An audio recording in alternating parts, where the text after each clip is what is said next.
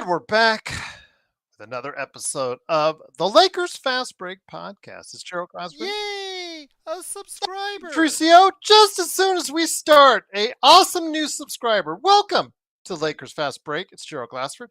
Coming right back at you here for the Lakers Fast Break. Pop Culture Cosmos, where we cover the latest news and trends in pop culture each and every week, twice a week, wherever you get your podcasts. Before I pop a new show tomorrow morning, go ahead and check out the State of Pro Wrestling before the Elimination Chamber, where we talk about the Elimination Chamber, talk about the state of the WWE heading into WrestleMania, talk about AEW in Australia, and what is going on with Japanese wrestling. We talk about that and so much more on the State of Pro Wrestling right there for you on the Pop Culture Cosmos channel, wherever you get your podcasts. Also, as well, of course, John Costa, who is not going to be here tonight. He is Clutch Talk of Lakers Corner. Please like and subscribe. He's got some really cool videos that he's put up there himself. So go ahead and check it out today on his YouTube channels right there for you. Also, Empire Jeff TV covering the Lakers and Dodgers. And of course, Daniel Barry Sports Highlights, who was at the game earlier this week. Yo! Also, as well, of course, the Lakerholics crew. Hopefully, they'll be back this weekend. They said that they would be coming back this weekend. Will they? I don't know for sure yet, but I'm hoping I will by this time tomorrow for the Lakerholics at Lakerholics.com. But please, like all these great places, including Legend 350, Alfred Esmond, Stone Hansen, my good friend, Mr. Stone Hansen, who kind of disagreed with him on Moses Brown. Kind of looked good today. 20 points, 11 rebounds right there for Dallas Mavericks. So all I will say is this, he is hitting it right in the button on the guys for the NBA draft. So go ahead and check him out today on Blue Sky and Twitter as well. But speaking of supporting all these great people, support us. We need your help. Be like Tricio, who just became a subscriber, and be a subscriber as well. Plus, like that video as soon as you come in. It gets those algorithms going. It gets all the people out there that are looking for Lakers stuff and Lakers content to come right here.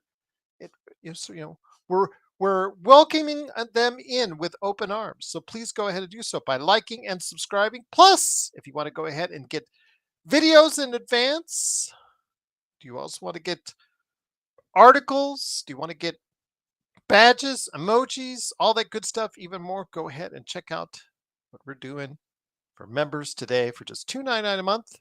It's a good deal. It's a good value. And that's what we bring here always, right here at the Lakers Fast Break Podcast. And I was reminded by my good friend, Mr. Magic Man Sean Grice, coming up here in a little bit over a week on the 9th, he wants to do a March Madness special. Although you can't say March Madness because, in the NCAA, they'll throw the copyright out at you.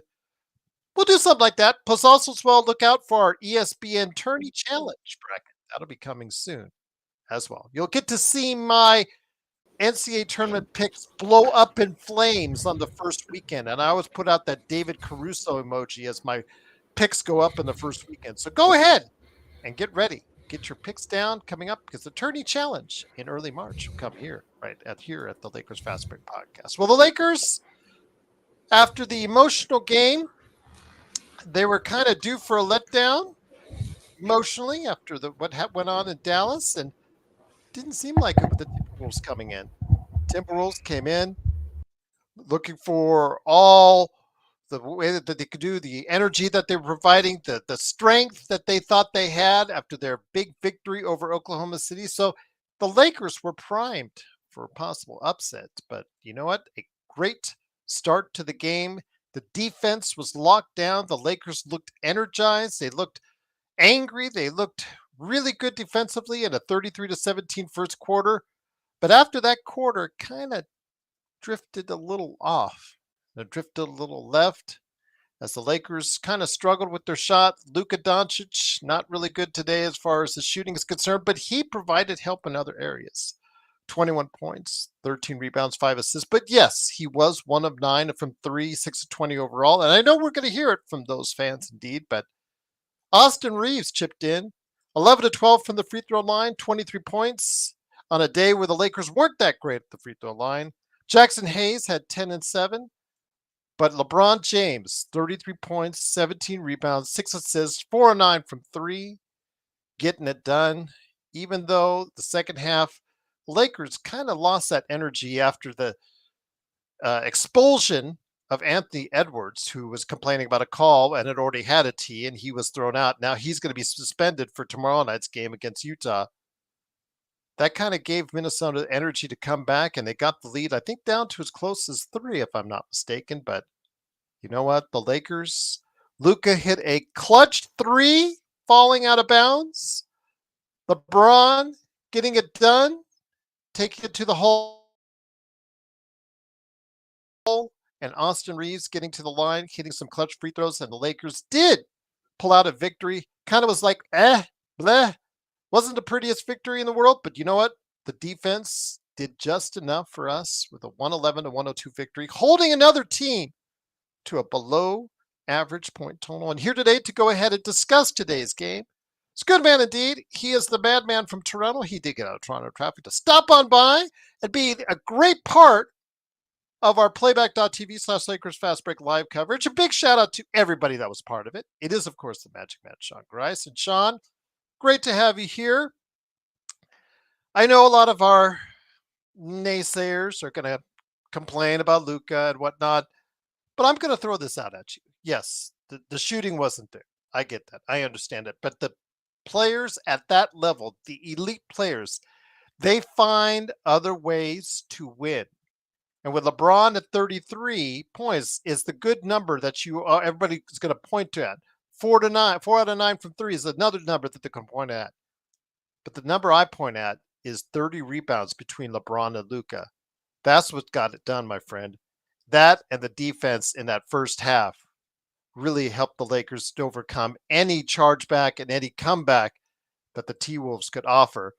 And again, the defense has been a key for this team with this record, with this wave of wins that we've seen, with this wave of good play since January 14th. This defense has been a key, and it keyed for most of the game what the Lakers did to get the victory today, Magic Man.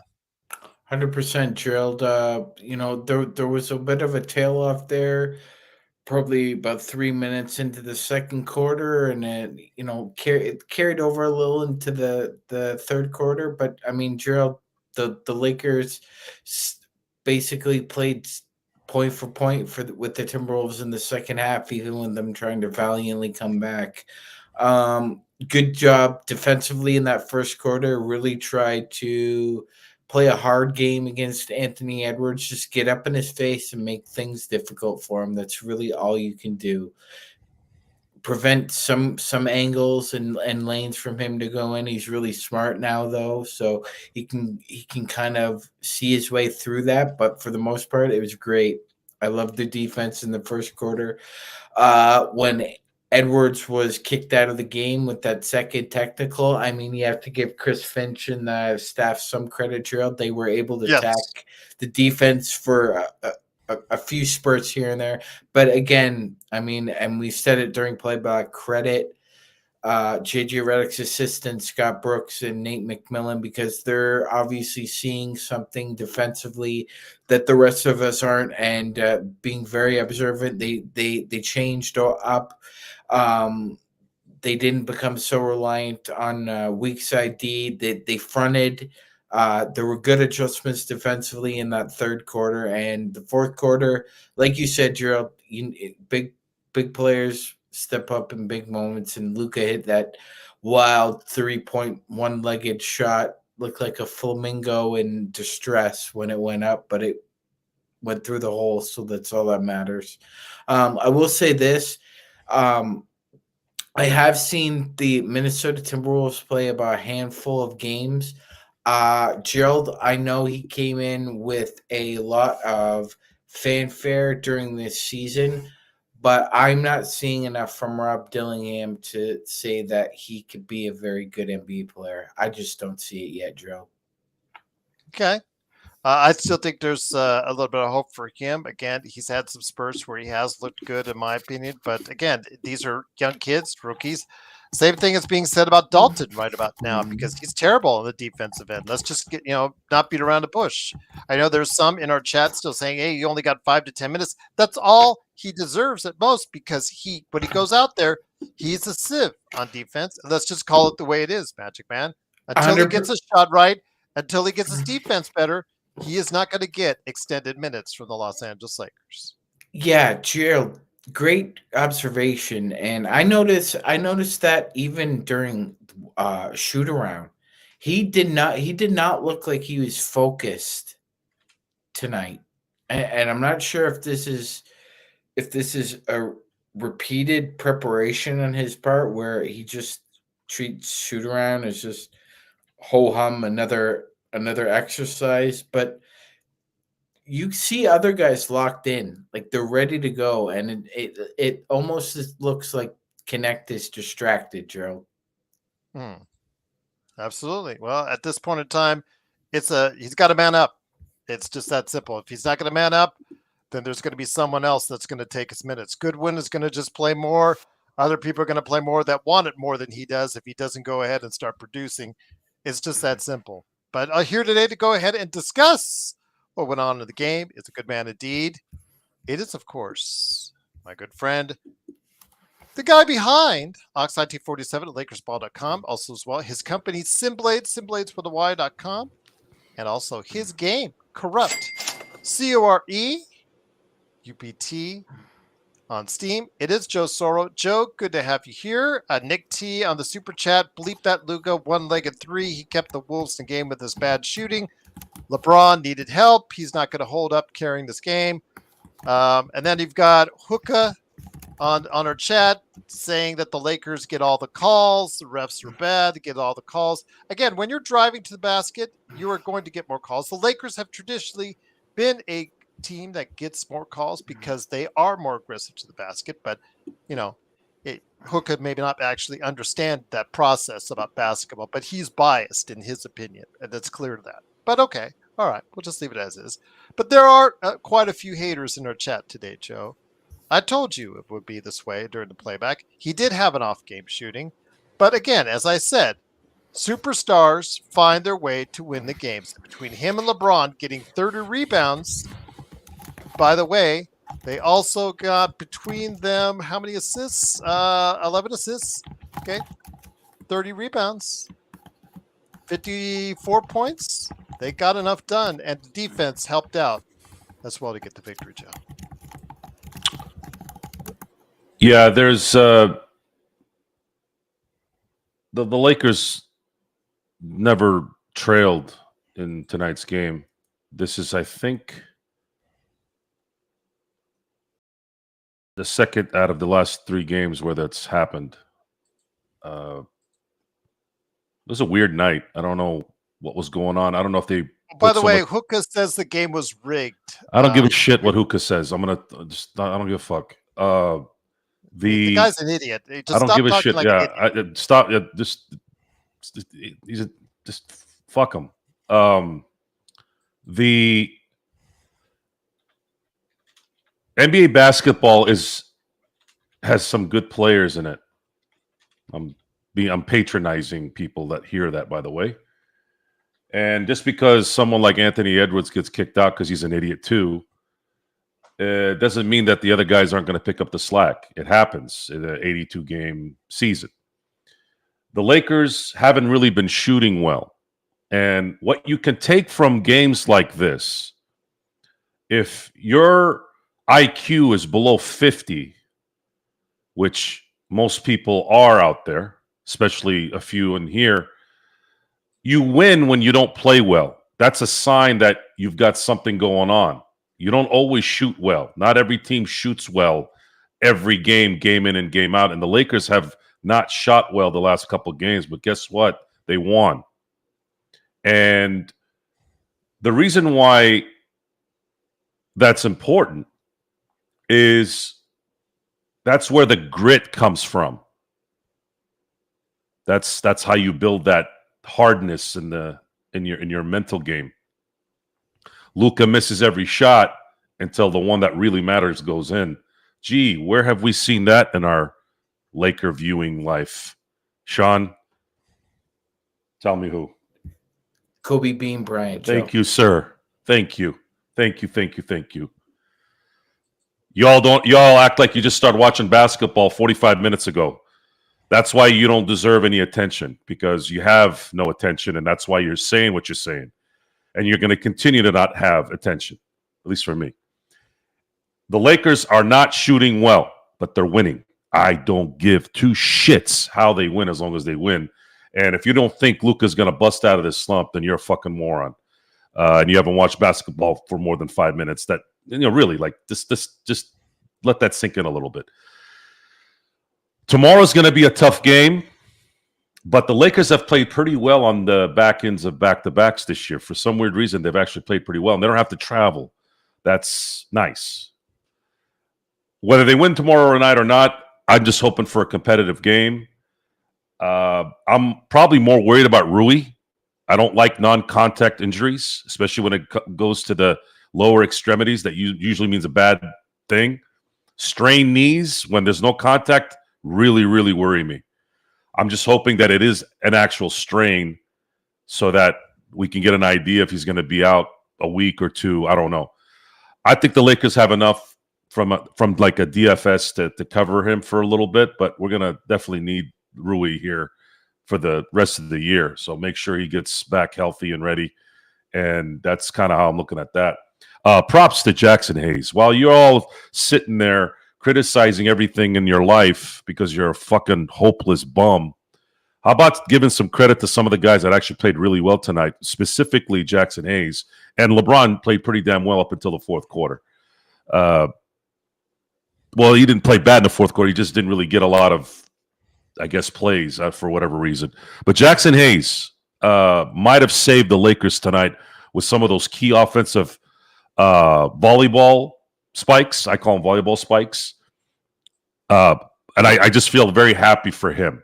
I'm very excited to see his progression and his improvement since this new Laker team has formed.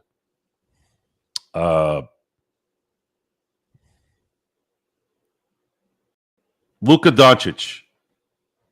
Luka Doncic is one of those guys, even when he's not playing well, according to your eyes, he sets a certain tone to the game. If you don't know what that is, you should watch the game again tonight, maybe a few more times, and see how he kind of monitors the offense.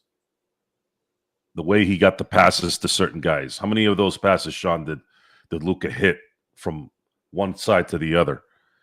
Those there were 5 of them, and he hit 4 of them. Vando missed the bullet pass on the baseline, but that was the only one. And that, I'd say, if there was one thing that aggravated me tonight, is I don't like players who drop the ball the way he does. That did remind me of Samaki Walker. It's more of a Samaki Walker drop than a Kwame Brown drop. And the difference between the two is Kwame Brown couldn't handle the ball when he got the ball. Samaki Walker couldn't handle the ball when he was right under the rim.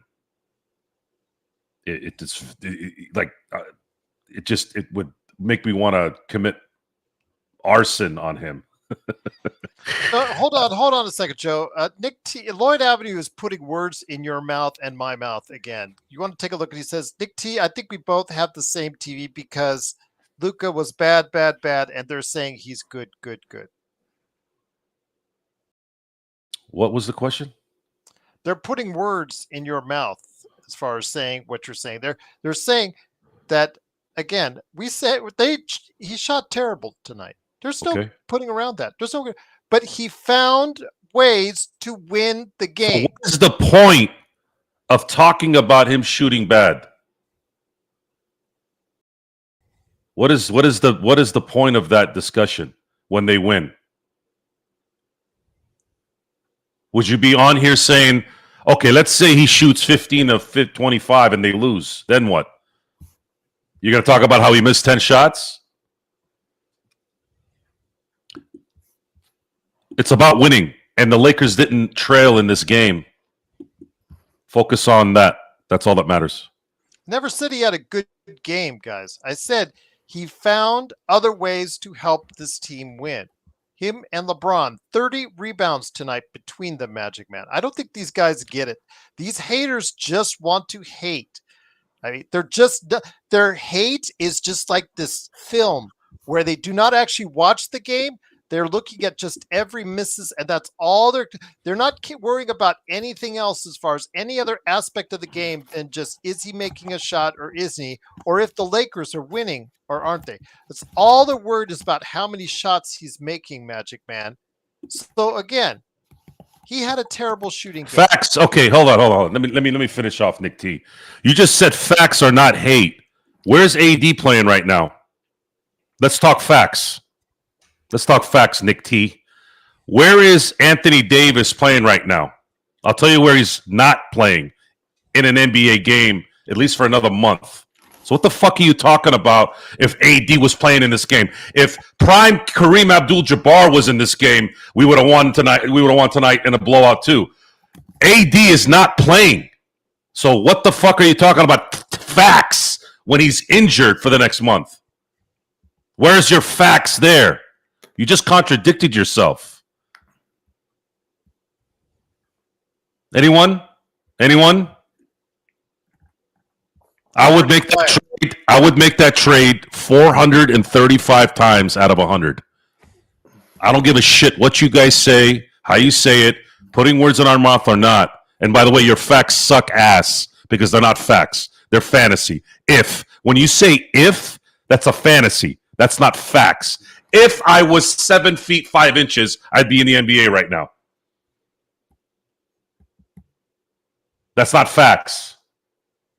That's a fantasy. That's right. Doesn't exist. We'll just put this into perspective. Yeah, not a good shooting night for Luka.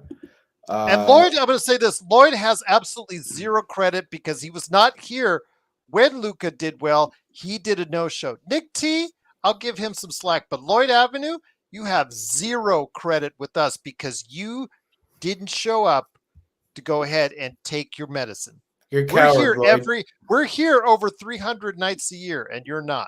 So there you go. And Gerald, just to kind of put things into perspective, yes, look at that. You're 1.5 games out of the 2 seed. Yep, they gained a game on Denver tonight, so they're fourth place. They're back in fourth place in the Western Conference. Magic. You're 5-2 since you acquired Luka or Hookah or whatever you want to call him. Hell, I'm gonna reiterate what I said on playback. Kobe Bryant shot 6 of 24 in Game 7 of the 2010 NBA Finals. How did that go in the end? Suck on that. It finished with a world championship and a Finals MVP. That's facts. That's facts. You want to talk about facts? That's facts. Don't come in here talking about facts and then say if. By the way, Joe, he finished with 15 boards in that game. He attacked the glass. He found other ways to win, Magic Man. This is all that matters. Other ways to win. Yeah. So, anyways, no more attention to numbskulls. The Lakers right now. Gerald gave the floor to me, sir. Oh, sorry. Go ahead. No, you go ahead. You had something to say. I was going to put a button on this. Lakers have been winning in ugly games. That's just like when you beat a lousy team by 20 or 25. That's what you're supposed to do when you're a good team. So when you don't play well and you still win, that is a sign of a very good team. Know how sports works. Roll with what's going and worry about the details later as long as they win. Gerald, Michael Jordan once scored 63 points in the Boston Garden in a loss. So are we do you want to compare apples and apples, Lloyd and Nick T? Then let's do it because he scored 63 points in a loss.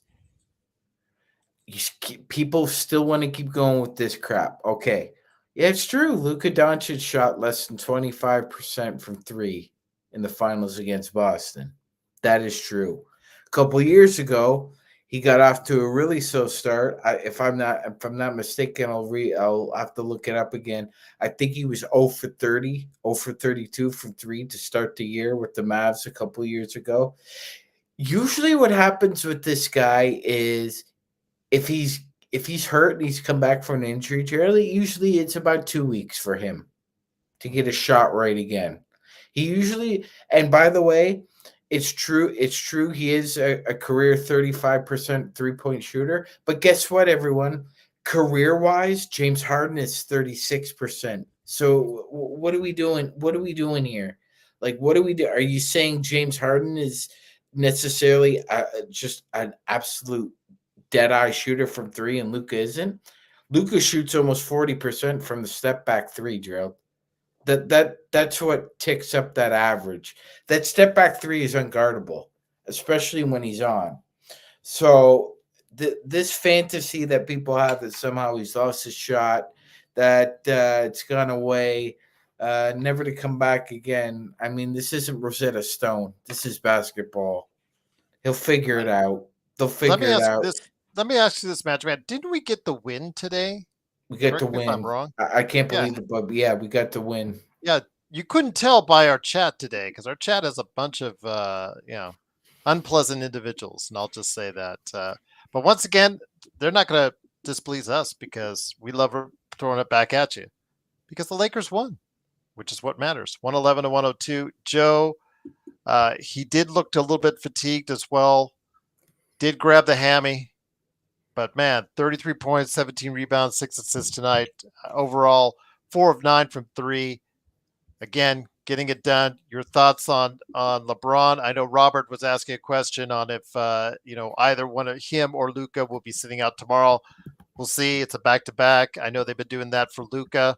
We'll see if LeBron grabbing the hammy is not exactly going to be the greatest thing in the world either, and Rui straining his knee.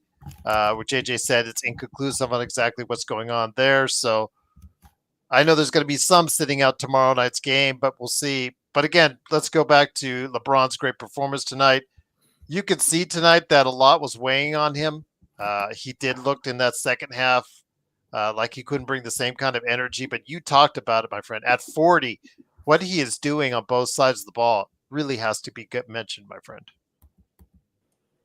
Yeah,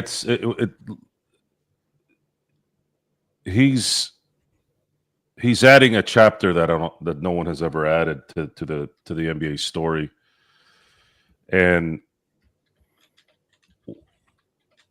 I don't know how it's gonna end. I think it's nice to know that we're gonna see something possibly here that we'll probably never see again. I don't know, at least not for a while. There might be 30-year careers, maybe in 20, 30 years.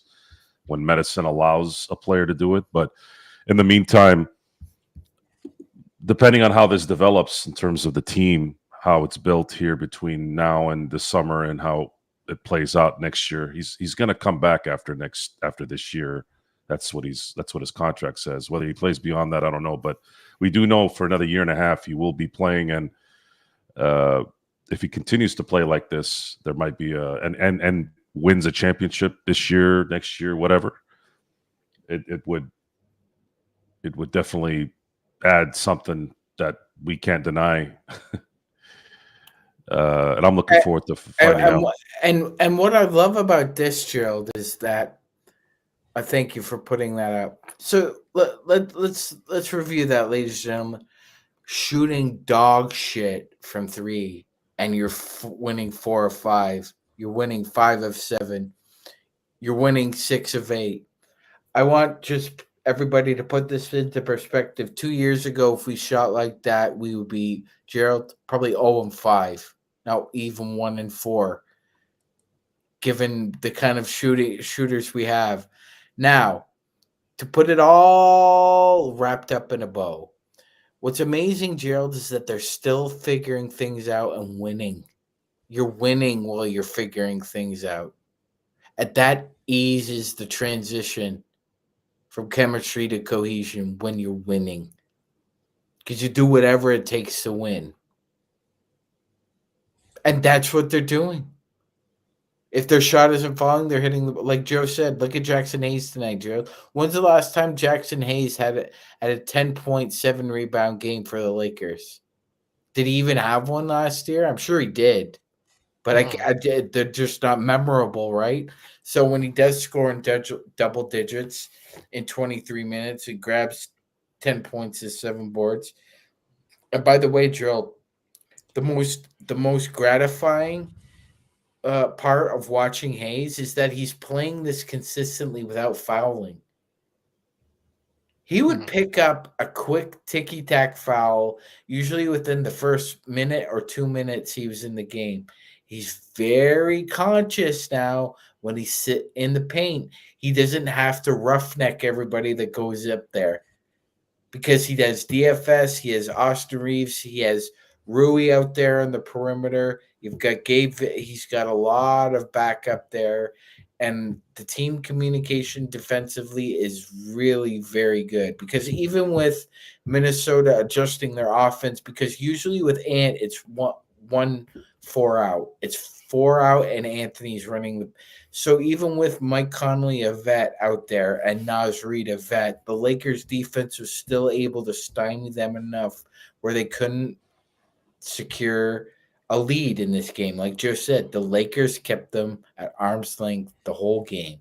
And we still have people complaining, oh, this and that. Oh, this and that. You know, Gerald, I brought this up before, and I'll bring it up again because it's a point worth making because the guy who made it knows what he's talking about. So Tim Tebow is considered one of the greatest college quarterbacks of all time. If you're out there and you don't like what I just said, well, buttons to you because I don't like it either, but he is. He's got 2 Heismans. He once said that he 2 had titles, 1 Heisman. Should have 3. Oh, okay, my bad. Should have 3. No, he should have 3, actually. Anyway, he sprained his ankle very badly, Gerald, and he ended up playing Jackson State. Now, Florida won, but it wasn't pretty. And he told the fans that, like, what do you guys think this is? This is a video game? You trade for Luka. He's a 97, 98. You think you're getting that 97, 98 player. You're not. He had a calf injury. He's injured. It takes a little while to come back.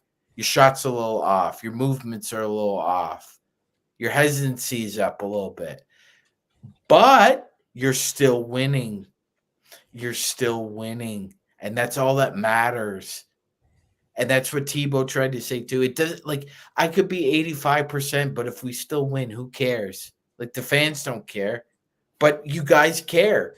Like, not every game is going to be gun drops and rainbows. And we've seen it before with Kobe being Bryant, Gerald. Ollie will take 6 for 20 if you hit that one-legged flamingo 3 and the Lakers won by 9. And so would all you out there.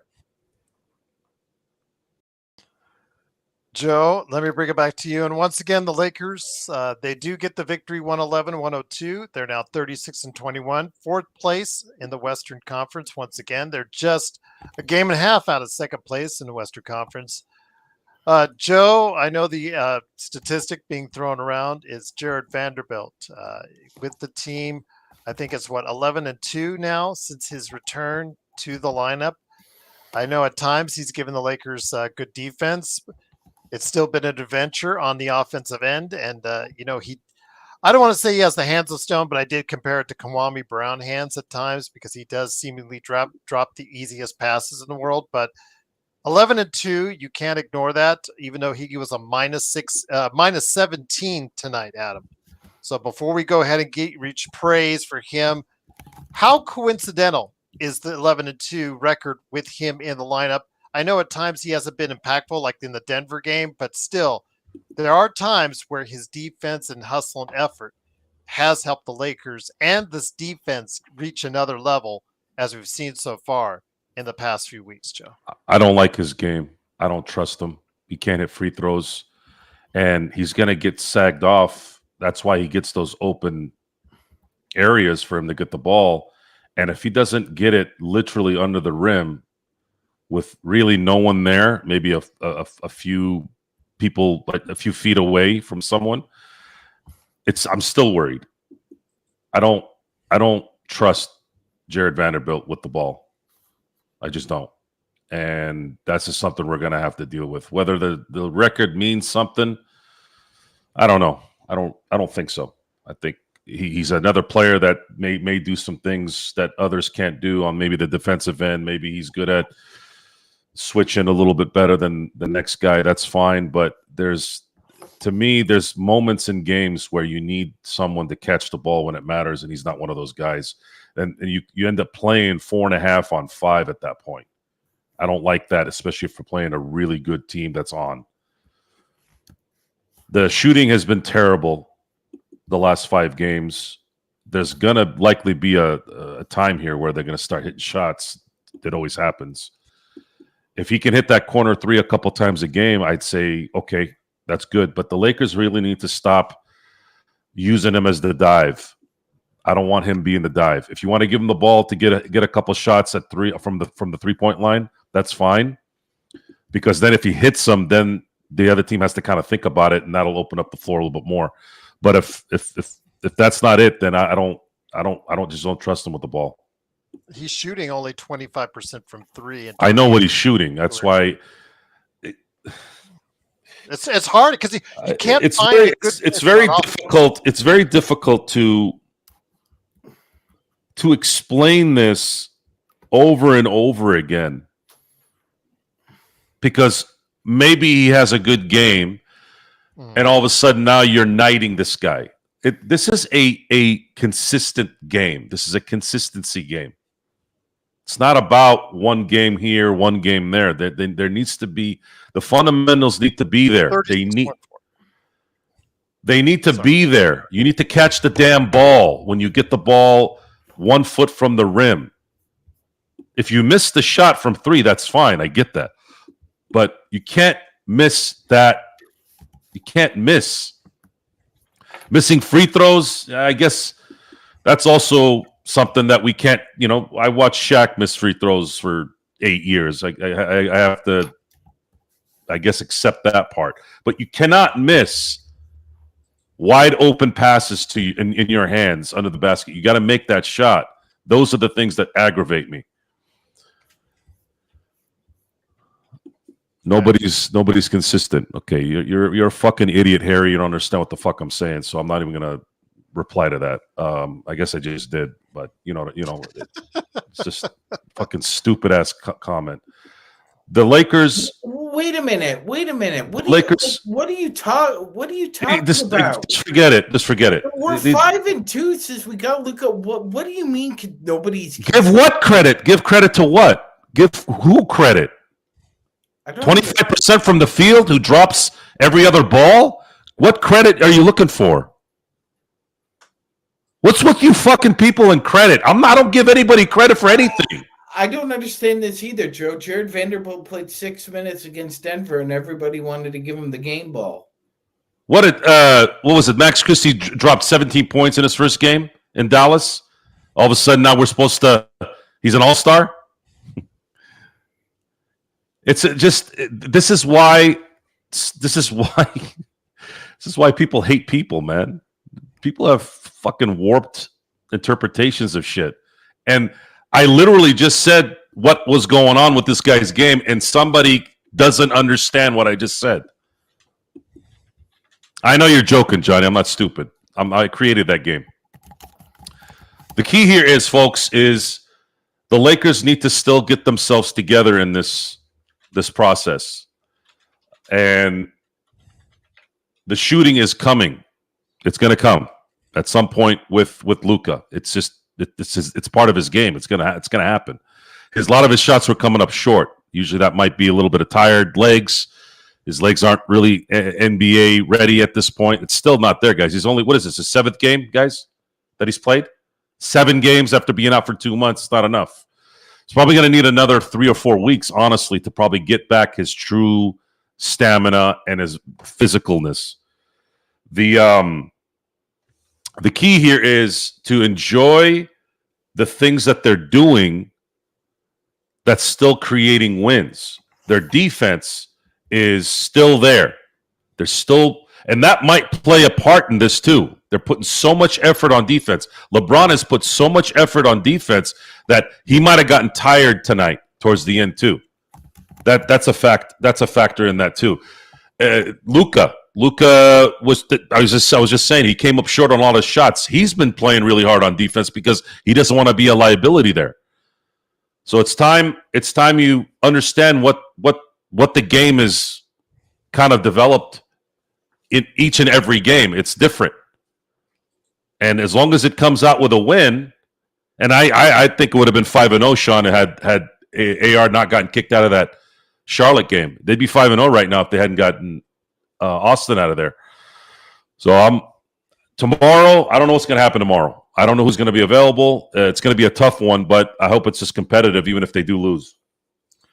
Correct me if I'm wrong, Joe, but Jared Vanderbilt is a 6-point career scorer, averaging 3.3 on the season.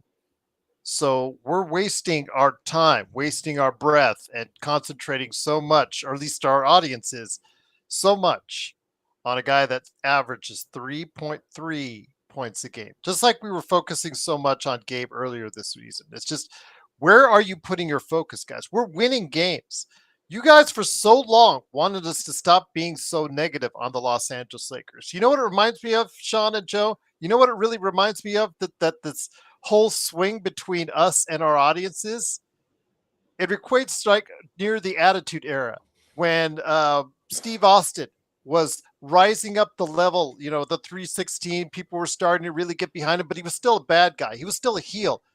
But in that WrestleMania match against Bret Hart, it was a double turn. The way they did that match, it was a double turn. So simultaneously, the good guy and Bret became the bad guy, and Steve Austin, the bad guy, became the good guy. It seems like ever since the Luka trade happened, it has been just like that. That was our WrestleMania match, guys. The audience, in some ways, has become the bad guy with some real losers in our chat that want to go ahead and point out every mistake that they're making and being negative at every turn. We are trying to promote the positivity about the Lakers continue to win, building a defense, and having a player that, despite having bad games shooting-wise, is still finding ways to win. We're trying to be positive for the first time in a long time to our audience. Nothing pleases you guys at all. Absolutely nothing in certain cases. I wouldn't. I don't want to say this. Let me just. It's not our entire audience. Most of the audiences are smart. Most of our audience is absolutely smart and on the money, Sean. But there's still, again, some of these idiots that are out there that are just not seeing the forest from the trees, just need to get their act together. And we'll just leave it at that. But yeah, ahead, seriously need to get your act together. And if you speak like this, if you do have children, I hope to God you don't talk to your children like this. Remember Joe from The Sopranos? When that kid was complaining about his father? He brought home a report card. He got a 95. Where's the other 5%? That's what our audience. That's what our audience is like. Where's the other 5%? Guys, this is basketball. These are human beings. Sometimes they're tired. Sometimes they're distracted. They're not up to snuff 100% of the time. But we're still finding ways to win. Win. We're here winning. That's all I care about. And the criticism is warranted because these are plays that should not happen. You're an NBA player. An NBA player should not be fumbling every other time a clean pass in his hands. You got to work on that. That's got to not happen. I'm sorry. That cannot happen. Missing shots. You notice that we aren't killing everybody about missing shots. Shit happens in the NBA in terms of shots. So that sometimes they miss. But you cannot miss every other time an open pass right in your hands, especially if it's under the basket. You can't do that. You got to fix that problem. Otherwise, it will be a problem down the road. As far as Luka not being able to shoot well, that's the same difference. But what he does is he does things that don't show up on the stat sheet. And looking at Jackson Hayes' stat sheet, I never really know how they dock or how they calculate the rebounds in the NBA. Sometimes they count the little spike in favor of the guy with the spike, or sometimes they don't. Looks like they didn't do that a lot because I would have thought Jackson Hayes had more than 7 rebounds tonight, but he had some huge plays in spiking some of those missed shots and getting it back to the Laker players. That made a huge difference in a lot of these specific plays that could have maybe turned the game around. That's just what it is. If the Lakers had lost tonight, maybe there'd be a different story, but that's the whole point. Is this is a wins and losses profession. It doesn't matter really in the end other than those 2 results. Oh, I see. So what Vando has for some of the audience is, Joe, called intangibles. Yes. He's got Those the intangibles. intangibles. Well, you know what intangibles pay in the real world, Joe?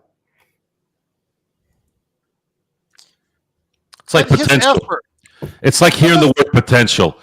This guy has potential. This guy has potential. Okay, fine. He's got potential, but when is that potential going to come to use? I mean, okay, his shot has come around the past couple games from 3, Joe. I'll give him that. But again, historically, he's an under 30% shooter for his lifetime. He is playing about 13 to 15 minutes a game. And I could say, Joe, that his effort on the defensive end, he is making an impact there. Offensively, it is a little bit of an adventure, but you know what? Anything that you get up from him on that side of the ball, I'm going to consider a positive. But you just can't rely on him at certain moments because you can't. If he's underneath, unless it's directly in his hands, right there in the pattern, right in front of his face, he is not going to catch the ball. And again, if he starts missing shots, he's going to have zero confidence in a shot from the outside because he's just not overall been a good offensive player at all his many years in this league already. And he's been in this league a few years. You check the stats, he has been. But whatever he gives you offensively, I think is a bonus because, again, he is making an impact in his 13 to 15 minutes a game defensively with his effort. And if you want to throw out the intangible stuff like that, that's fine. The 11-2 record, that's fine. That's great that he has come on and impacted winning. Tonight, he didn't impact winning a whole lot because it was minus 17. I don't know. If you don't want to count that plus minus thing, I'll leave that up to you. But he was a minus 17, worst on the team tonight there. Well, let's do this. Let's really hammer this home with some facts. You ready for facts? How many minutes, Gerald? Sean, how many minutes did Jared Vanderbilt play tonight? 13 minutes. 13 minutes. So why don't you go tell JJ Redick how well Vanderbilt played tonight to play 13 minutes, especially with Rui being hurt and out in the second half, basically.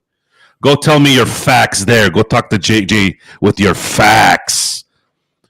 Go ahead. Go talk to him and then come back and tell me what he said. You act like we're watching some other game, guys. Your ifs, your shoulds, and your woulds belong in the toilet. That's where you belong. Let me just give you the rundown, Joe. In the past 5 games, let me get 13 minutes, 14 minutes, 6 minutes, 13 minutes, 17 minutes, Joe. He's not played above 20 minutes in any one of those past 5 games. I don't need to go into detail. I ended the discussion right now. You can sit there and you can retort with whatever imagination you have out there. Go talk to JJ Redick and ask him why he only played Vanderbilt 13 minutes tonight. And not only that, he had negative 17 plus minus playing 13 minutes. So you tell me how great he played tonight. And he wasn't even guarding Anthony Edwards. He wasn't asked to guard Anthony Edwards, who, by the way, is the best offensive player on the Minnesota Timberwolves by a country mile. And there you go. 98 straight games with a 3 made. longest active streak in the NBA, ladies and gentlemen, belongs to It's one not Luka pretty, but Doncic. Magic, it's not pretty. Overall, he's a 34.7% shooter. He is volume 3-point shooter, and he does not make as many as he should. Going to be the first to admit. But still, again, you guys overlook the fact that he found other ways to help this team win. This team is winning. This team, like Robert Wheeler, who kept spamming the same question. What's a good question? Do we think the Lakers are just going to win 50 games, or are they? There's a possibility they're going to be the 2 seed. We're talking about the possibility of the Lakers being a 2 seed. We weren't talking like this with AD on this team. So before you guys go ahead and just rip Luka apart, understand, yes, he is shooting bad. I get that. I understand it. But he is on this team because he finds other ways to help you win the games when he's not shooting well. And if he does start to shoot well and he starts to go off like he did in the playoffs, watch out. Watch out, because the Lakers will have a chance against anyone. I'm not sure I understand what's going on with this discussion. What does AD have to keep? Why does AD keep coming into this conversation? You guys want to give Luka back to Dallas? Many of them would. Hold on. Hold on. Okay. I want you all to write right now the numbnuts that are talking right now about Luka sucking. You want to trade him back to Dallas? Okay, what are we getting back? Tell me. I'm going to wait a little bit. Who are we getting back for Luka? Right now at 2/27/2025 at 11:03 p.m. Go ahead. Go take Luka back to Dallas. Who are we getting back?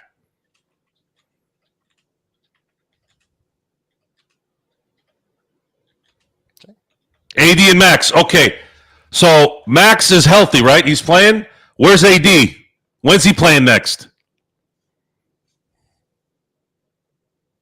Might as well ask the great Karnak because no one knows. AD's going to be playing the same amount of games as Sean, me, and Gerald are in the next month. What do you think the record's going to be then? You're going to start talking about how Vando has an 11-2 record? You're going to talk about that kind of shit? Playing 13 minutes a game? No. I'm being realistic here to a degree. You're not getting 6 first-round picks. I set this question up for a reason. I wanted to hear you say AD and get your first-round draft pick back and Max.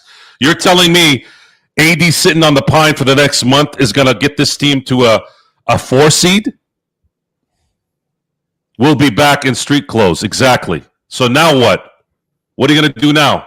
What are you going to do in a year? What are you going to do in 2 years? You know how old Luka's going to be in 5 years? 30. He's going to be 30 years old. You know how old AD's going to be? 36. So what are we talking about? Seriously, with your facts. You know, I have a fax machine that's still in the... I knew you were going to bring it up. There's a fax machine. I keep it there for nostalgia. That's where your fax is. It's up in the attic collecting dust. I use it as a printer. It's part fax. I'll just say it's a multifunction machine, but we'll just leave it at that. I honestly don't know why we're having this discussion. This is a discussion about tonight's game, and these clowns are talking about a trade that changed the franchise to win it. The Lakers are going to be able to win championships now have a chance at winning championships for the next 5 to 10 years. They weren't winning shit with AD and Max on this team. Sean, let me bring it back to you. That's what I was going to bring back to you. Go ahead, but I had a question for you from Natalia. Sure. I'll be real quick, Gerald. So in 2020, 2021, Solomon Hill ruined our basketball experience for about the last 7 weeks of the season, Gerald. In the time that LeBron James missed, and he was neck and neck, let's just say, with Giannis for MVP voting, The Lakers went 9-17 with LeBron on the shelf, and that was with AD leading your team. Now, the only reason the Lakers made a valiant scratch and claw at the first round was because they won 5 games to end the regular season, Gerald, by the hair on their chinny chin with LeBron. I'm not in a position where if I worry if LeBron goes down, that the Lakers would be in a similar position this year, because it's a different thoroughbred in the stalls, and he's Luka Doncic. And the Lakers have gone 5-2 since we acquired him. That is a 78% winning percentage, ladies and gentlemen. That is better than any winning percentage this year that AD has played and LeBron has not. So let me bring it back to you, Magic Man. And once again, the Lakers do win tonight, 111-102. Lakers are 36-21. They are in 4th place in the Western Conference. Again, we are in range of 2nd place in the Western Conference. Just wanted to remind people that, all the doubters and haters out there, and something that we probably weren't close enough to with AD and Max. But again, it is what it is. Magic Man, Natalia had a point she wanted to make about LeBron. Joe, I'm going to talk to you about AR here in a second. But Natalia wanted to ask about LeBron clutching his hammy. And of course, Luka was clutching his calf. So we might have the walking wounded, or might have some people sitting out alongside Rui tomorrow. Wait and see, because it is a back-to-back. But how long, Natalia is asking, do you think he can sustain this level of play on both sides of the ball, considering the fact that he is 40 years old and in many ways going into uncharted waters in the NBA, Magic Man? It's a great question. I'm gonna say to be continued, because I've seen this man face the odds and just pound them into submission. I don't doubt him whatsoever. Look, man, he's 40 years old. I don't think you can expect the same kind of like defensive vigor like each game. The intensity, sure, I think he can sustain that. He's perfectly capable of it. That's mind over matter. He can deal with that. As far as the legs, I'm not Gerald, he's 40 years old. Like, that affects everybody. He seems to have the edge, though, when it comes to body recovery after logging, heavy minutes. So in that respect, because he's taking care of his body so well and nobody understands it better than him, maybe only Mike Mancias, his right-hand man, knows LeBron's body better than him. That being said, I don't doubt it. I think that the defensive intensity can continue. I don't think he'll have the same vigor and vim playing night to night defensively, but I think he could at least sustain like an 80%, the best he could play defensively. Mm-hmm. Okay.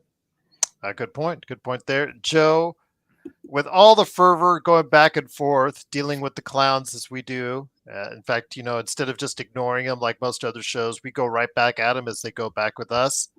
I wanted to go ahead and not forget to mention the play of one Austin Reeves. Austin Reeves, you and I thought for even a good part of this season, a very good part of the season, until he was given the reins as the point guard, de facto point guard, when D'Angelo Russell was traded. You and I still thought that his best platform on a championship run, on a championship team, was the main guy coming off the bench, the sixth man coming off the bench. But he has exceeded those expectations for us. And tonight, notwithstanding, because he had another really solid game, because he found ways to win by getting to the line. Although, again, Hookah says, that the refs were biased for the Lakers, blah, blah, blah. As we hear every clown that comes on that hates the fact that the Lakers play this way when they get to the line by being more aggressive and shooting less threes. But it is what it is. But Austin Reeves, 11 of 12 shooting from the line, 5 of 10 overall, 23 points, 5 assists, 6 rebounds. He is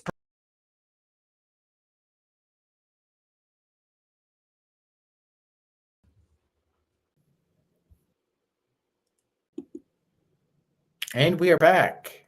With Okay, another sorry. edition. Your thoughts, Joe, on Austin Reeves and his performance tonight, and how good he was getting to the line, and how that helped stave off a fierce comeback from the Wolves. Well, I'm going to answer the first question you had about LeBron. If LeBron blows a tire before the playoffs or during the playoffs, he still has my respect. And that's as a viewer who appreciates excellence and playing all out. There's nothing but positiveness in that way of performing, even if it doesn't mean in the end the result that we want. You can only ask for someone's best effort, and LeBron James has been playing. He's always gave effort in terms of his performances, barring a few, I guess, load management moments in games to keep himself fresh. But lately, he has put himself in a position where I have just been very, very, very happy in terms of how he's performed. He's really trying to put all the effort in to see if this team can manage a run. And however it turns out in the end, I don't think I'll be bothered by however it turns out, at least with him. As far as Austin Reeves is concerned, it's very hard to not appreciate Austin Reeves for what he's done in his career so far. I think he plays brilliantly with the skill set that he has. He's a good team guy. He's accommodating to the game. He's accommodating to his people. He shows up every game. Remember, guys, this is a guy that played all 82 games last year. And if I'm correct, Sean, he's played all the games this year as well. No, I think he's missed at least one, Joe. Okay, I'll double check. Okay, so if Austin ends this year playing 81 games after playing an 82 game season, what similar to LeBron, well, how can you fault him for the effort? You can't. He's played 51 games, Joe, out of the 57. Okay, so he's going to end up missing because there's 25 games left, which means he will have missed, if he plays the rest of the way, he will have missed 6 games. That's amazing. Yeah, so in 2 seasons, he will have played an average of 79 games. That's something to appreciate. This is a non-drafted player who actually plays at a very, very high level, night in and night out. Even if I honestly haven't felt like he's struggled since the beginning of the year. I think he's been playing very, very well. There was a time he was hurting early in the year, Joe, but after that, maybe he was injured. Maybe it took him a minute to get back into whatever. I don't know. All I know is the effort is there, the improvement is there, and those are the things that you should appreciate. As far as Luka Doncic, Luka has had an issue with his calf muscle for a while. This isn't just this year. He had an issue managing it even last year towards the end of the year. He finally took 2 months off this year to see if he could get rid of the problem. And I don't know if it'll be 100% healed. We don't know yet, but it's still Luka Doncic. At some point, this thing will be figured out, and he will get back to playing the way he's supposed to play. And yet, even though they are waiting for him to get back, they're still winning. That's a great thing. And you've got players that have improved in that time. DFS didn't have a particularly good game tonight, but he did play 31 minutes, and he did play good defense. And he just couldn't make a shot tonight. He couldn't make a shot at all. It's been a problem for a few games. But do you see that as something interesting as far as the reliance JJ has on DFS, regardless if he's hitting shots or not, over a guy like everybody's favorite in the chat, Jared Vanderbilt?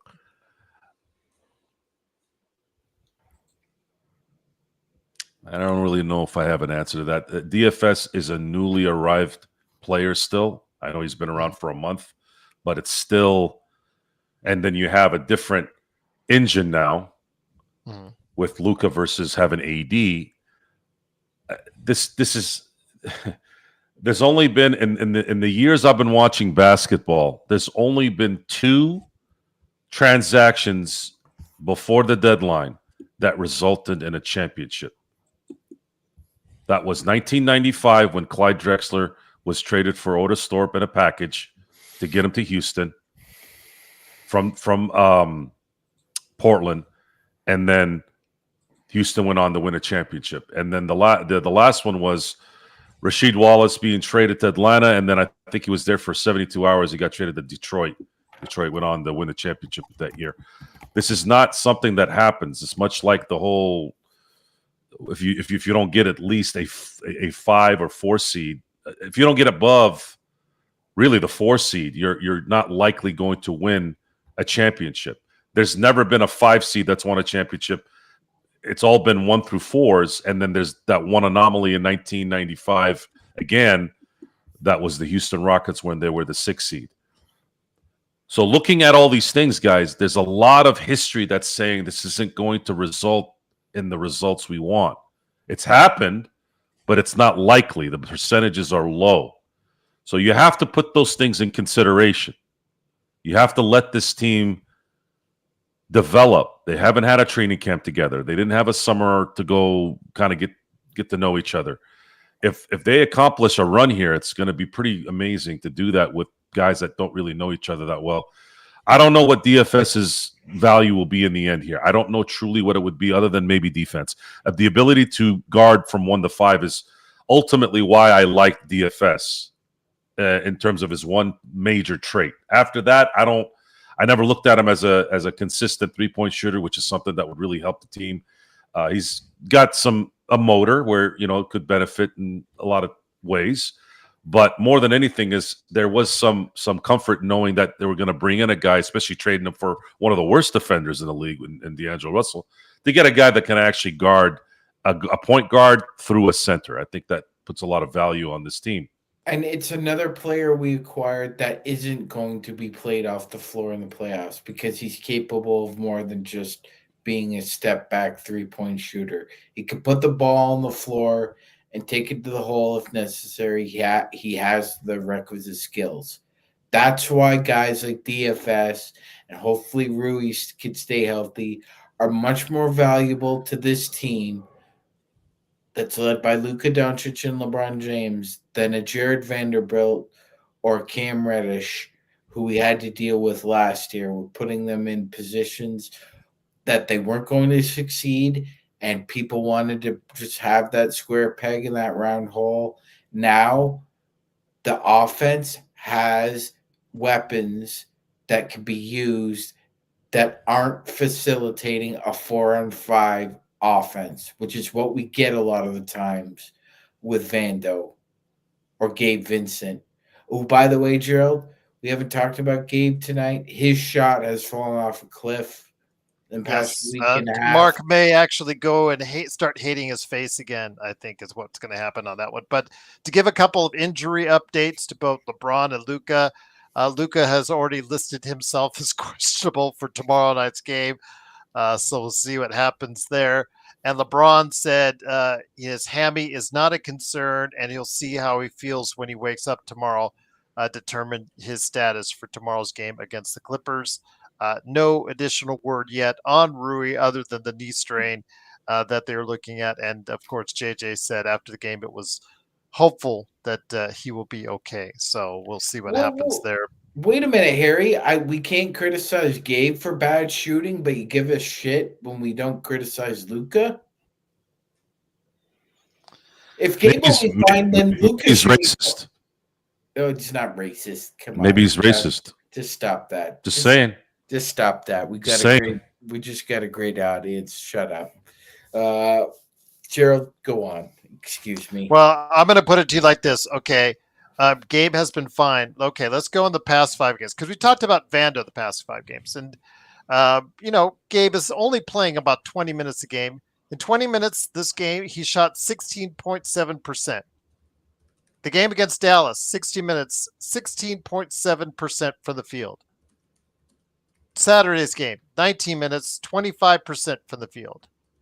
Thursday's game, last Thursday against Portland, 28% from the field in only 60 minutes. And then Charlotte game, 20 minutes, 28% for the field. So since the All-Star break, I hate to correct you when you're wrong, guys, but yeah, Harry, he has not been good since the All-Star break. Maybe he is still on All-Star break, but his shot has still not come back from the All-Star break, according to the stats that are out there. So Harry, his defense and effort are still there, but his shot is not. Again, he is a streaky player, Magic. I think I've stressed that before on this show quite a number of times. So when he gets on a heater, it could be a 2-3 week deal where he is really looking good. But again, when he's not, it's going to be another 2-3 week deal where he's not. And we saw him in the playoffs for Miami. He went on a heater and he really helped that team when they needed it the most. But in the finals, he got off that heater and he got ice cold. And obviously we saw what happened from there, Magic Man. But again, he's giving us the help and energy on defense. He's helping facilitate this defense. I want to focus on that, guys. Jordan Goodwin is a name that's coming out there that is trying out there. He is giving energy and effort. Joe, he is helping key this defense off the bench along with Gabe. So I got to give those guys credit for that. Your thoughts on Goodwin? That March 1st deadline for waiving people, for buying out people, that's coming up on the horizon for playoff eligibility. That's coming up on the horizon. I know somebody was asking about Day'Ron Sharp, but I think the fact that he's going to be a restricted free agent, I think that probably precludes him from being waived. I don't see any big names here in the next 24, 48 hours being given that release as of yet, but the Lakers have one move to make, only one, as far as either bringing a player up, waiving a player to stay under the second tax apron. What would you do with that final move if no buyout magical player comes along? I mean, at this point, you gotta keep Goodwin on the team. There's no reason why that guy should be playing as well as he is.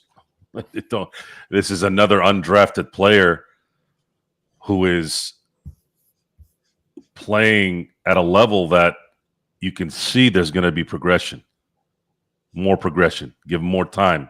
These are not easy games that he's performing in. A lot of these games that they played in are a couple baskets away from losing momentum, maybe losing a lead, and he's been one of those guys.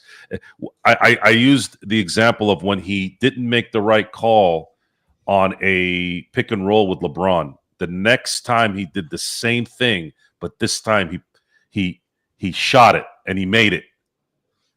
Those things say a lot about a player. They learn from their mistakes. He didn't get scared the second time. And then he had another play after that where he hit a three-point shot that actually really, really did help keep the momentum on the side of the Lakers. You got to feed that, guys. You got to feed it. The Lakers seem to have some kind of voodoo doll with undrafted players, whether it's Alex Caruso, whether it's Austin Reeves. You don't want to lose this guy. You don't want to lose this guy right now. I don't know if he's going to get worse. We still have to let this develop, but I'd like to see what it can be, though. And it would be very nice to be able to get another diamond in the rough here, because that's what helps build the team this summer so that can be really, really set for next year. If they imagine if they have so imagine this, guys. Imagine if you have Goodwin now in place of Gabe Vincent. Gabe Vincent's going to have an expiring contract this summer of $11 million. That's a sweet spot number, by the way. It's a great number. No one is going to worry about trading for that contract. And even that player, Gabe, is a decent. Kleber too. Kleber will have right around the same. So between those two guys, you got $25 million that you can go get what you want. My fingers are being crossed that they can maybe get fortunate enough to talk to a team with a center that they really feel that Luka and LeBron want. I don't know who that's going to be yet. We'll find that out towards the end of the year. Well, also, you want to throw in Rui, and you have to throw in Reeves as expiring contracts. So if the Lakers do not want to pay those guys money on an extension in 26, Joe, did you say Reeves? Reeves has an expiring contract. No. You're not. No, you trade Rui. You don't trade Reeves. I'm just telling you what contracts are available. I didn't say trade or not trade. I'm just telling you what contracts will be available, expiring contracts will be available for next season, Joe. And Gerald, I was talking to our old friend Wes Morton, who runs Peach Hoops. That's the Hawks SB Nation channel.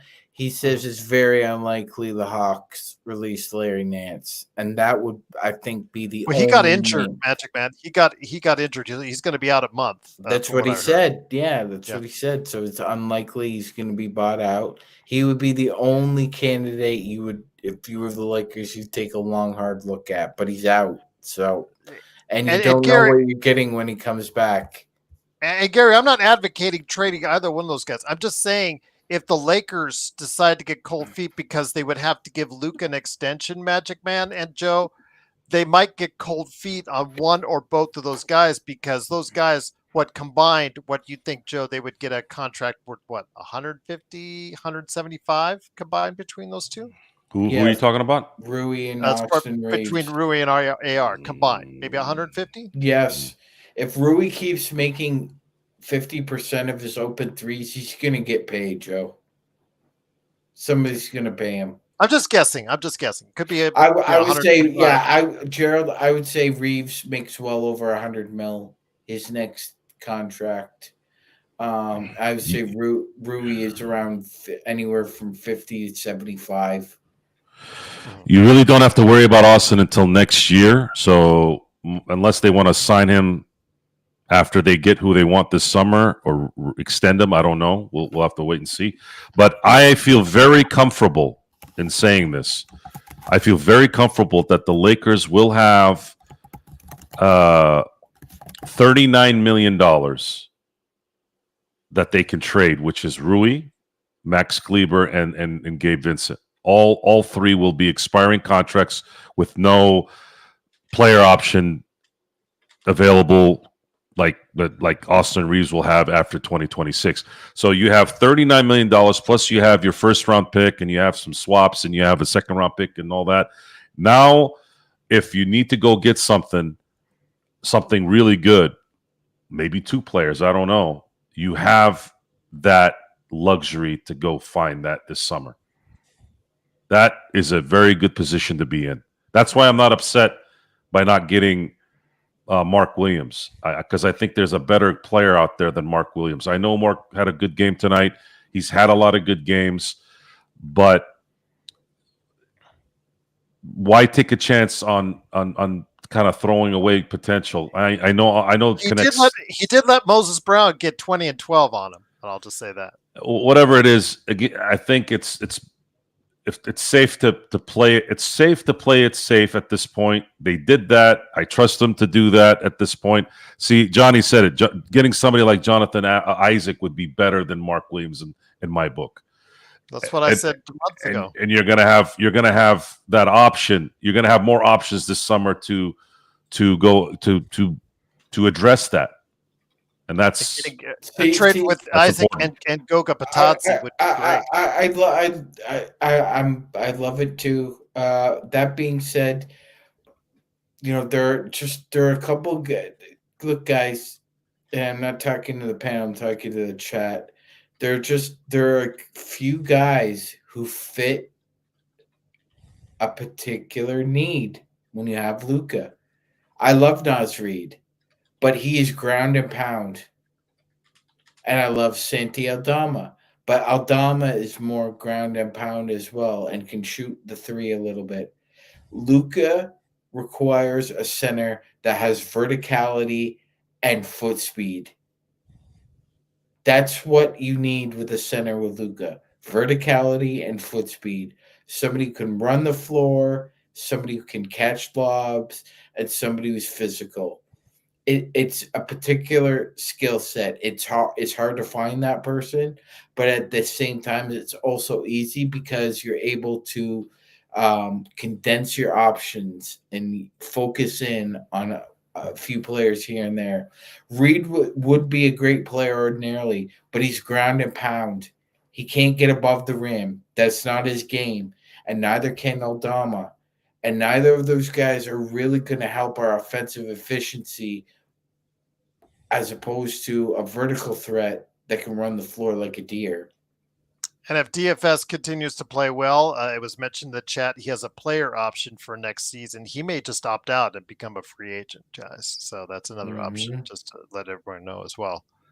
Clint Capella's looked old, He's 805. old now. He's old. But again, if he would be better than Alex Len. Alex Len has given us nothing, so that was pretty much not unexpected. But you have one more move to make. The Lakers have one more move to make.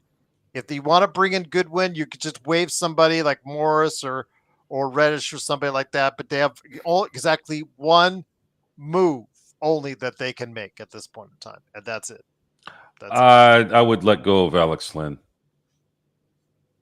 Okay. I don't Because know. because right now you're filled up with rosters, so you're gonna, if you want to make Goodwin available for the playoffs or Jameson for the playoffs, you have to waive somebody, a Reddish or a Len, somebody who's not getting any PT. So you're gonna have to decide who you want to go ahead and let go. Yeah, Gary Taylor, I would try and bring back Jackson Hayes. He'd be the perfect backup center on this team if you have a center that's acceptable as a legitimate starter on this team, who's got the verticality, who's got the ability to run the floor. Once you get that center that Luka and LeBron want, Jackson Hayes is the perfect backup. Nick T, Kleber's got to hit better than 32% from three when he comes back, because he is expected back right around late March, early April, I think, is from the last I heard. He's got to shoot better because he was terrible at the first part of the season. So he needs to shoot closer to 38 to 40 if he wants to stay out on the court for the Lakers. But he could be somebody that could be a 5 that could get some minutes at the 5 if he shoots well enough from 3, Joe. And by the way, Lloyd, again, enough of the Nick Claxton stuff. Enough of the. You guys don't actually watch the game. He is almost $30 million a year for a guy that makes only 52% from the line, and the guy has no beef below the waist. Jokic would just absolutely every time post him up, Sean. It'd be a ham sandwich, Gerald. Yeah, I know Stone is in love with him, but no, 52% from the free throw line. You guys like mixed. You want to go back to Shaq? You want to go back to Shaq because that's what you get. Remember, he's 0 for 10 in a playoff game. Not even Shaq did that. 0 for 10 in a playoff game. Shaq Claxton is all right, like Gerald said. Good rim protector. Yeah. Good lob. You need a center who's on the cusp of possibly being an all-star. Nick T with the Kelly Olynyk, man. Nope. Nope. Okay, I'm just going to say this. Nick T, listen to Hollow-Jern Duncan. They ripped on him for 5 minutes on the show that dropped yesterday. They ripped on him for 5 minutes. Listen to that context and complain to them before you complain to us on Kelly Olynyk. Mm-hmm. Yes. Yeah, no. Kelly Olynyk is a busted balloon defensively. Yeah, still shoot the 3 at 44%. Yeah. Offensively, he's great facing up, Gerald. But if you put him in the post with the ball, he is just a disaster waiting. He's worse than Vando. Let's just put it at that. Kelly Olynyk is worse than Vando in the post. Yeah, I mean, again, and Nick Claxton again. Good rim protector, Magic Man. I'm not going to dissuade that. Lob threat, absolutely. Mm-hmm. But the guy is not going to give you the kind of beef down low. The teams. He's a C plus, Gerald, and we really need a B plus center. At $27 million a year, I think. At $27 million a year, I think that's what his contract is. That. I mean, you could get so much better value than Nick Claxton, and it's just at $27 million. You damn right you could. Yeah, let me make sure that that's correct because I think I've looked it up like 2 or 3 times. Yeah, he signed a $100 million contract, guys. He is at 20. I'm sorry, he is at 25. It's a declining contract. So next year this year he's at 27. Next year he's at 25. Then it goes 23, and then it goes to 20 and 27, 28. And honestly, Gerald, it's so freaking hard reading what the Nets are doing either. I mean, for God's sakes, we all thought Cam Johnson was going to get traded, and he's still on the Nets because they couldn't get what? How many first-round picks did they want for Cam Johnson, Joe? They wanted 2, I think. They wanted 2. You wanted 2 first-round picks for Cam Johnson. So you guys want a $27 million center right now that averages 10 points a game and 7.5 rebounds. Not really. I mean, for a team that already is struggling, Joe and Sean, with rebounding, I don't know if he helps move the needle in that direction too much. So, I'm calling the second free agency starts. I'm calling Orlando. I want to know what they want for Isaac. And is Wendell Carter redundant with Isaac on the team? So hard. It's so hard dealing with them because Mo Wagner is going to be out for the year with a knee injury. Do you have to take on KCP's contract if they give you Isaac? It's interesting. It's interesting. I'm not sure. Think about I it. take a chance. I'm not sure. Because they're still looking to get rid of Cole Anthony too. You want to take him too? As a backup guard that can score? Well, based off what you were saying, Sean, about what kind of skill set you need at the center position, when you look at somebody like Jonathan Isaac, right? You're looking at someone who's a rim protector, someone who's got good feet that can move laterally, right? He's got a pretty smooth stroke. He's probably the perfect center for this Luka LeBron team. But I think what Orlando's going to want, if you look at Orlando's structure, they're paying KCP. He's got a player option for 2027. So basically, they got 2 more years of KCP. Do you have to take on that contract to get Isaac, and then Orlando can essentially get 3 expiring contracts and maybe go after a bigger player after next year? I don't know. I'm just kind of throwing that out there. Would they want to do that? I'm looking, Joe, this weekend because Mitchell Robinson comes back, and the only reason I don't like Mitchell Robinson. He's never healthy. Hold on. Let me finish. That's part of my point. point. I'll let me finish. Please let me finish. Again, he is only $12 million, Joe, but it's the last year of his contract coming up next season. And if he's going to be healthy at any point in time, it's going to be next season. And he is one of the best offensive rebounders in the league when he does play on a per minute basis. He does catch lobs, and he is a good rim protector. And I'll just leave it at that. Again, I understand he gets hurt, and he is like AD, a guy that you see often in street clothes. But if he's going to be healthy at any point in time in his career, it's going to be next season when he wants to get paid again. I'll just leave it at that. And he comes cheap at $12 million. Next time, don't interrupt me when I'm talking. Shut up, Joe. But go ahead. So we've kind of veered off our discussion for 2025. Apparently now we're ready for 2026. But it's important to put this button on this because it's part of the overall assessment of today's Laker team.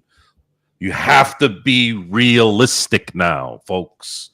The Lakers made one of the, if not the greatest trade of the last 30 years, at the very least. And this is about 5 to 10 years now. And there's a small chance that the Lakers could get the correct team to play with Luka, with Austin, with LeBron James. And we're going to have to wait here about 4 months. 4 or 5 months. For me, I'm not looking past this year. I'm still fully invested in this year. But I'm not going to be an ostrich with my head in the ground if they don't win a championship this year, because it's not really very, the word realistic isn't the right word. You're not really understanding what's going on if you're thinking, oh, they got to win it this year. It would be nice, but it's just not. History says it's not in the cards. It's a very low percentage that they will. However, they are going to go into the offseason with assets, expiring contracts. They kept their first-round pick.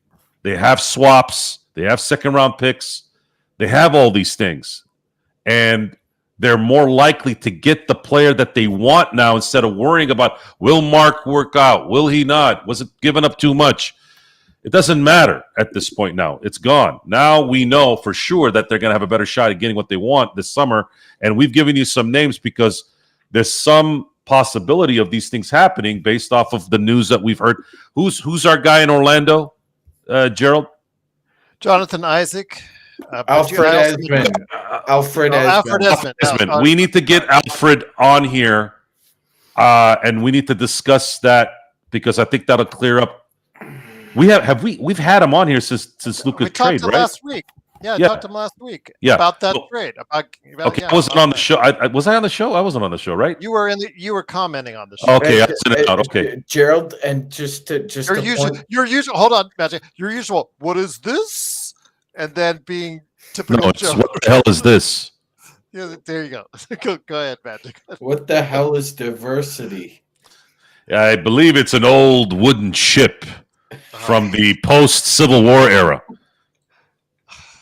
All right, moving on. Go ahead, Sean. Yeah, Gerald, I was just going to say, I know his name has been bandied about the past year and a half. There is no way. There is zero chance. There is more of a chance of hell freezing over that the Detroit Pistons would trade Jalen Duren now. That team is blossoming. They're in a 6th spot in the East. There's no way they would trade Jalen Duren in the offseason. He is a staple for them with Cade Cunningham. Yeah, for the team on the up, yeah, they're not going to trade him. Yeah, there's not going to be a chance in hell. They're not going to let him get away from Cade Cunningham. But Gerald, I applaud our chat and applauded the panel for seeking out options that meet the certain criteria for a center for this kind of offense. And like Joe said,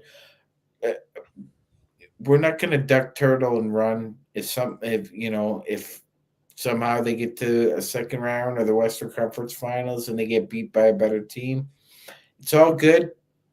We come up strong. The Lakers always get their guy. I always believed that. Even the past few years when we were in the doldrums and I was listening to a lot of negativity, I still felt somehow, some way, the Lakers always get their man. And sure enough. So we're just going to have to ride the tide here, Gerald, ride the lightning, see what happens with Jackson Hayes. But we please do not play Gabe Vincent without a starting caliber center. As soon as Vincent came in and Jackson Hayes went out, Gerald, that 16-point lead the Lakers had went down to 6 with Vincent out there. I know JJ needs to find minutes for certain groups, but having Vincent out there without a center, having his back is not a good option because he gets beat on the regular now with a first step on a quick guard. I agree. Yeah, it's a good point. Again, it is, of course, Magic Man Sean Grice, Joe Soro, and me, Joe Glassford. Again, really appreciate you listening. It is the Lakers taking the victory. You wouldn't know it, Joe, by the way that we've gone back and forth with some members of our chat tonight, but the Lakers did coincidentally win tonight, 111-102. I know that everybody is riding high on Golden State because they did win again in Orlando tonight. They've won 6 of 7, I believe, or 7 of 8 since Jimmy Butler has arrived. So they're riding high and they're actually moving up to 7th place in the Western Conference standings. If the Clippers lose tomorrow, they could be in a tie for 6th place with Golden State in the Western Conference. Are you concerned seeing Golden State now in the rearview mirror playing a lot better with Jimmy Butler and all that's going on there before we go ahead and finish up our Lakers conversations?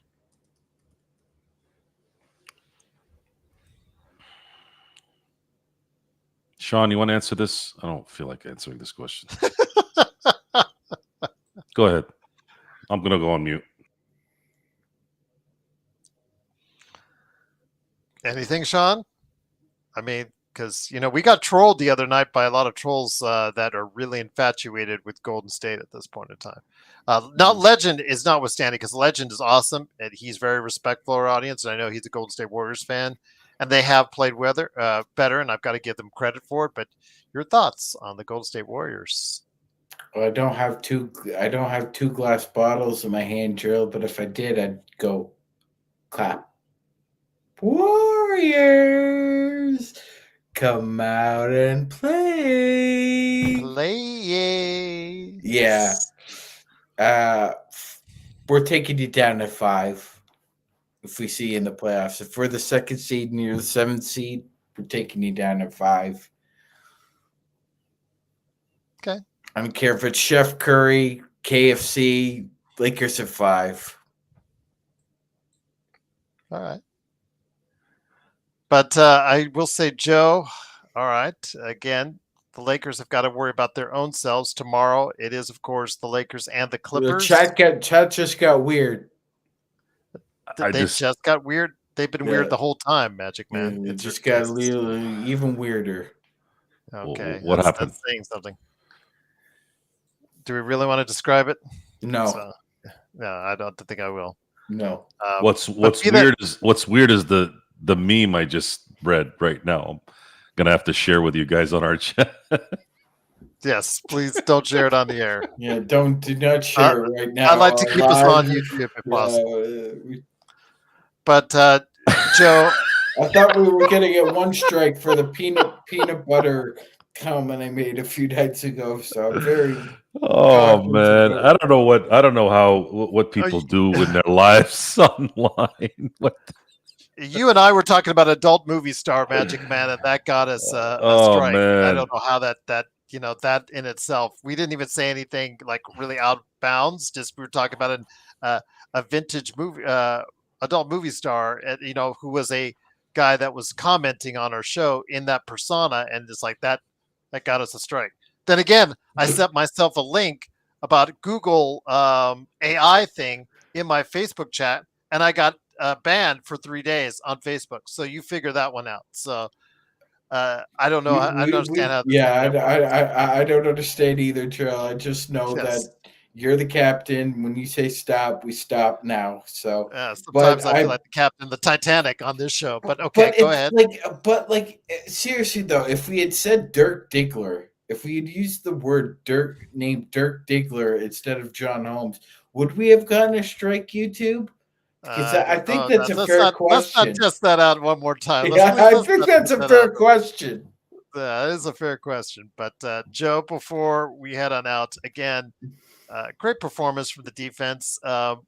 Your thoughts tomorrow, the Clippers. You said before last week when we talked about what was upcoming on the schedule that the Clippers, we were probably going to, even though they're both at home, and it's finally only the Lakers home, that you're going to split them. And I would probably say if they're going to split them, the split is probably going to be tomorrow with the loss, because I don't know who's actually going to play in the game tomorrow, because Luka's already calling himself questionable, and LeBron's saying, I'll see how I feel when I get up. And Rui's, they have to evaluate his knee and all that. If the Lakers can continue this momentum, they probably need to win tomorrow and on Sunday as well. Well, it's been interesting this year. When I've thought they're going to lose, they usually have won this year. Yeah, that's true. And you said they've been good on back-to-backs. I don't know if that's going to run out tomorrow, but maybe they'll surprise us. Maybe they'll hit their shots. I don't know. Yep. I think. But the defense, do you think they could carry the defense 2 straight games? I mean, Clippers. You saw what the Lakers did to the Clippers the last time they played. Clippers didn't know what. Clippers looked like they didn't know how to play basketball the last time they played. That was into it. They were into it, and they were really into it at the Intuit Center. Maybe it happens again. We have to wait and see. I can't really assess this team too much because it's such in development in what they're gonna be, what they are. I just don't know really how to assess the team really with a broad stroke. It's game by game. It's a cliche, but it's true. You just don't know. They've Joe, I been. want to. You look at the teams that they've beaten. Mhm. Okay, since so they got Luka February 1. That was after they beat New York. Then they whooped on the Clippers on the 4th. Then they beat Golden State at home. Then they beat Indiana. Then they beat Utah. Then they had a couple of duds before and right after the All-Star break. But then they whooped Portland and Portland. Whooped Denver and Denver. Those are the two freaking Bermuda Triangles for the Lakers in their history. And then Dallas and Minnesota kind of played shorthanded, and it was close games. I don't know how to gauge this team. I really don't. They might go in there tomorrow with maybe one LeBron or Luka missing, and they probably blow out the Clippers. I wouldn't be surprised if that happened. I want to mention this to you. Dave McMenamin posted on his Twitter a new story that he has up on Genie Bus reflecting on the Luka Doncic deal earlier today, stressing that the importance of both sides keeping trade talks quiet. I'm really proud that it didn't leak out. Any thoughts on that? Yeah, it was. That's a shot at Jim. It's a shot at Jim. Let's say it is. For our discussion. Okay. It's important to talk about why she needs to throw a shot at Jim on that. This validation, it's not just Jim Buss that suffers from validation. All this stuff about Andrew Bynum in the past was all about Jim Buss needing to have that validation that this was my guy, this is the guy I picked.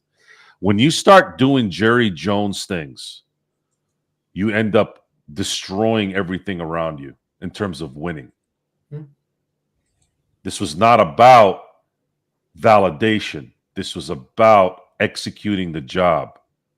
And you cannot risk you can't risk winning championships with an elite player in his prime because you feel like you need to have validation for your stuff. That stuff is that's children's stuff. And Rob Pelinka and Jeannie showed when we thought they didn't have it in them. They showed as stealthy can be in terms of executing something in this world where how the hell do you keep things secret? Imagine if this was before the internet. Imagine if it was before smartphones and all the snitches everywhere. You probably wouldn't have thought much, right? Oh, well, we didn't know about it and it happened. But the fact that they did this in this kind of climate, it just adds more to the mystique of this trade. The second Luka wins a championship, that whole setup, that whole 3.5 weeks continues to go up. If he wins multiple championships, that will be a legacy that will start to even out with what her dad did for close to 40 years. That's a nice thing to know. That's a nice thing. It's a nice thing to see. I will admit that. It's nice to see that Jeannie Buss turned into Dr. Buss times whatever. And it's nice to see that Rob Pelinka maybe wasn't a sleazy car salesman.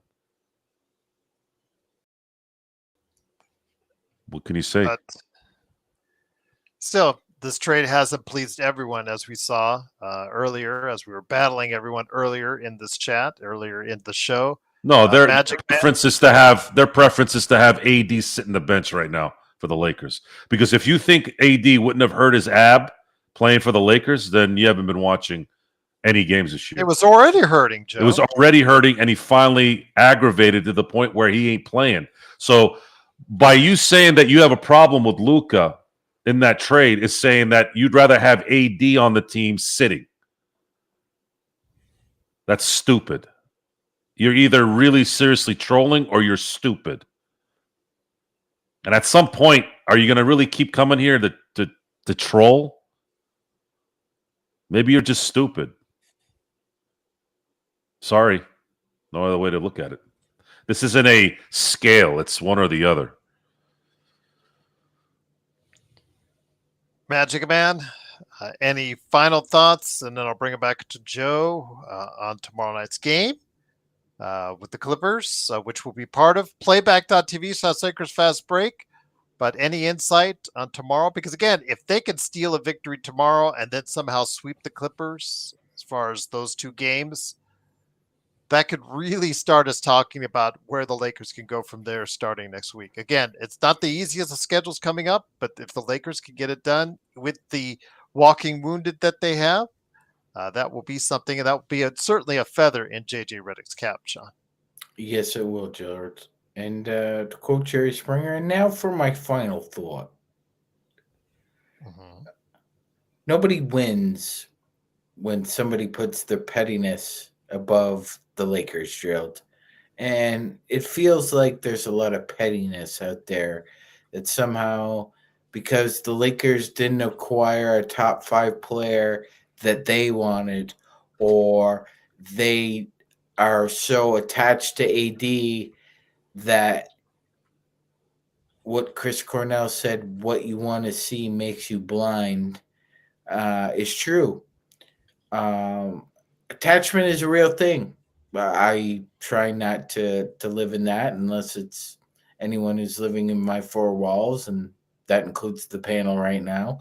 But in saying that, to people, I think people are getting way too attached to certain players or certain perceptions of players, and rather than just marinate and dig what you're watching, you want to complain about it.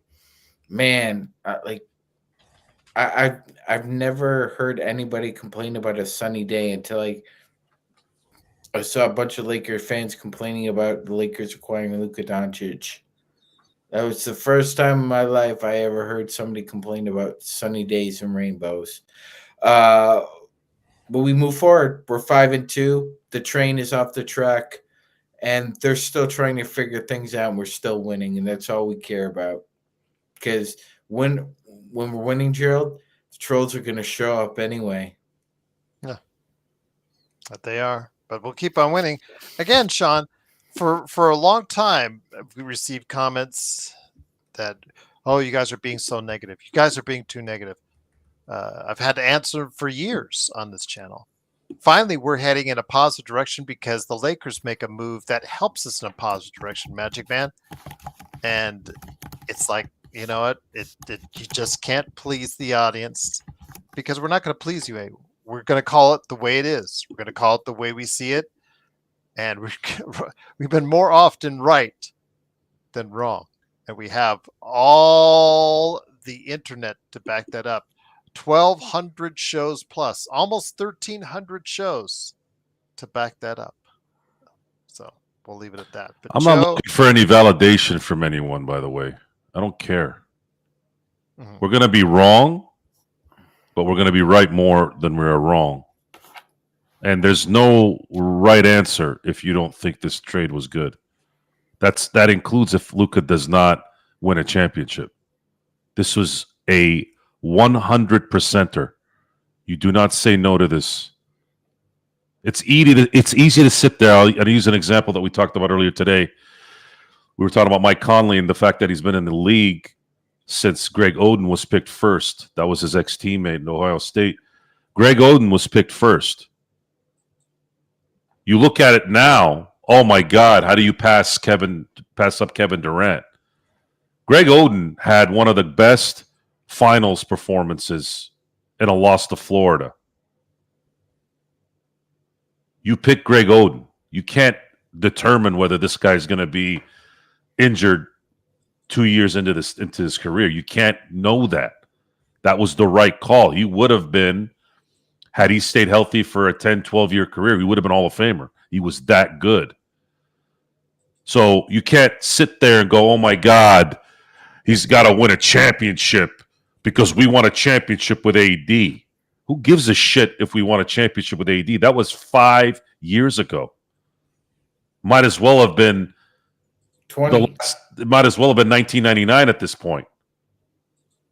And I was tired of watching AD the last 2 playoff performances get worked.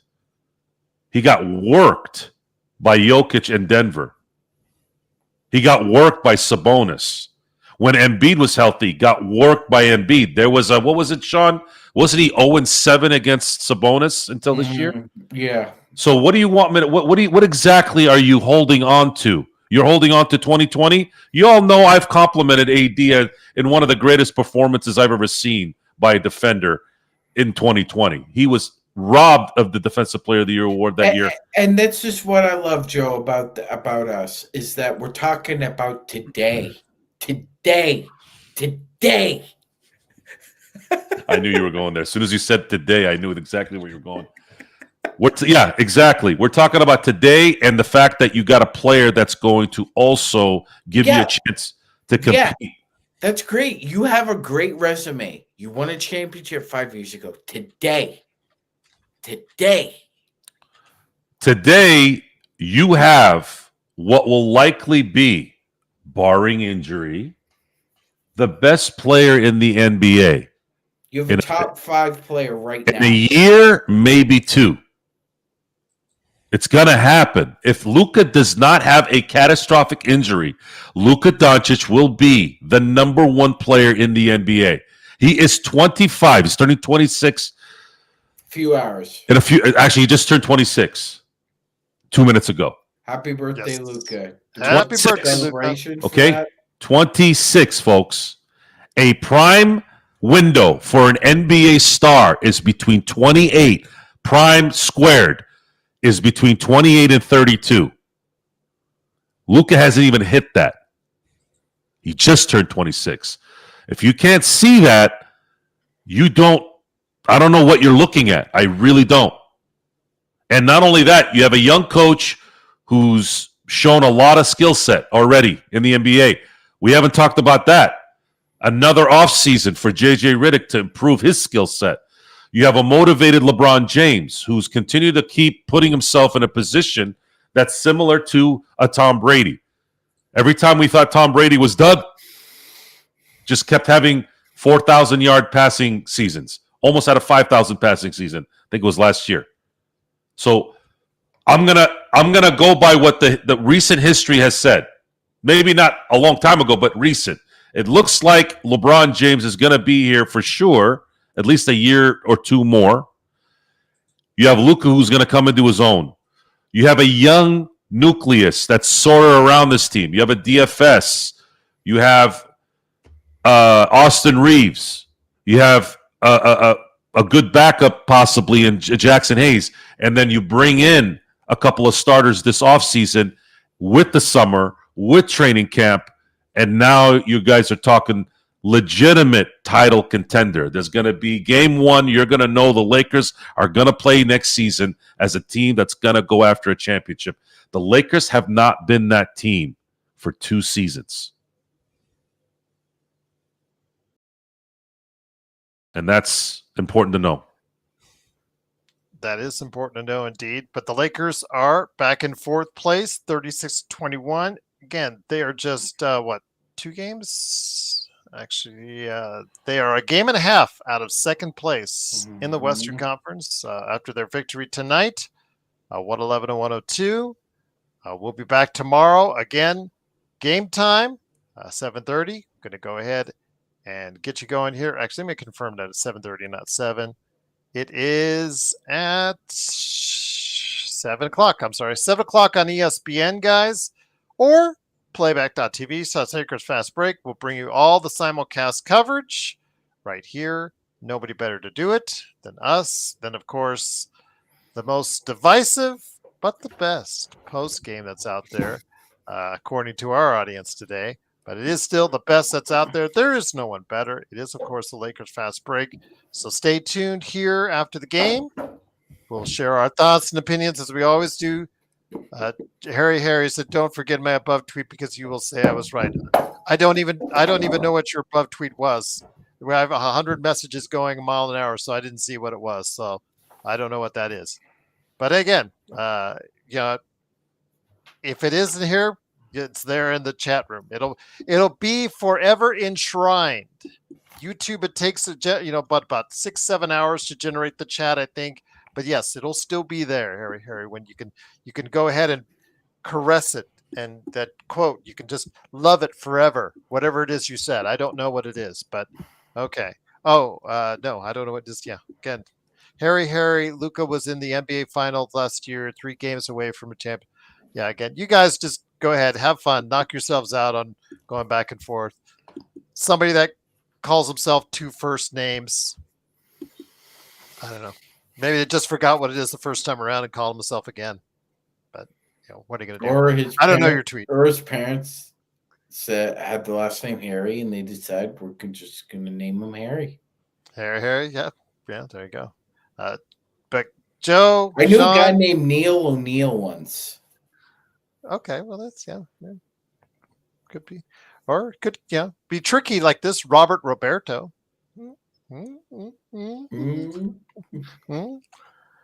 But yeah, I don't know what tweet you're talking about, Harry, but I'm sure it's in the chat. Joe Shabadoo. Yeah.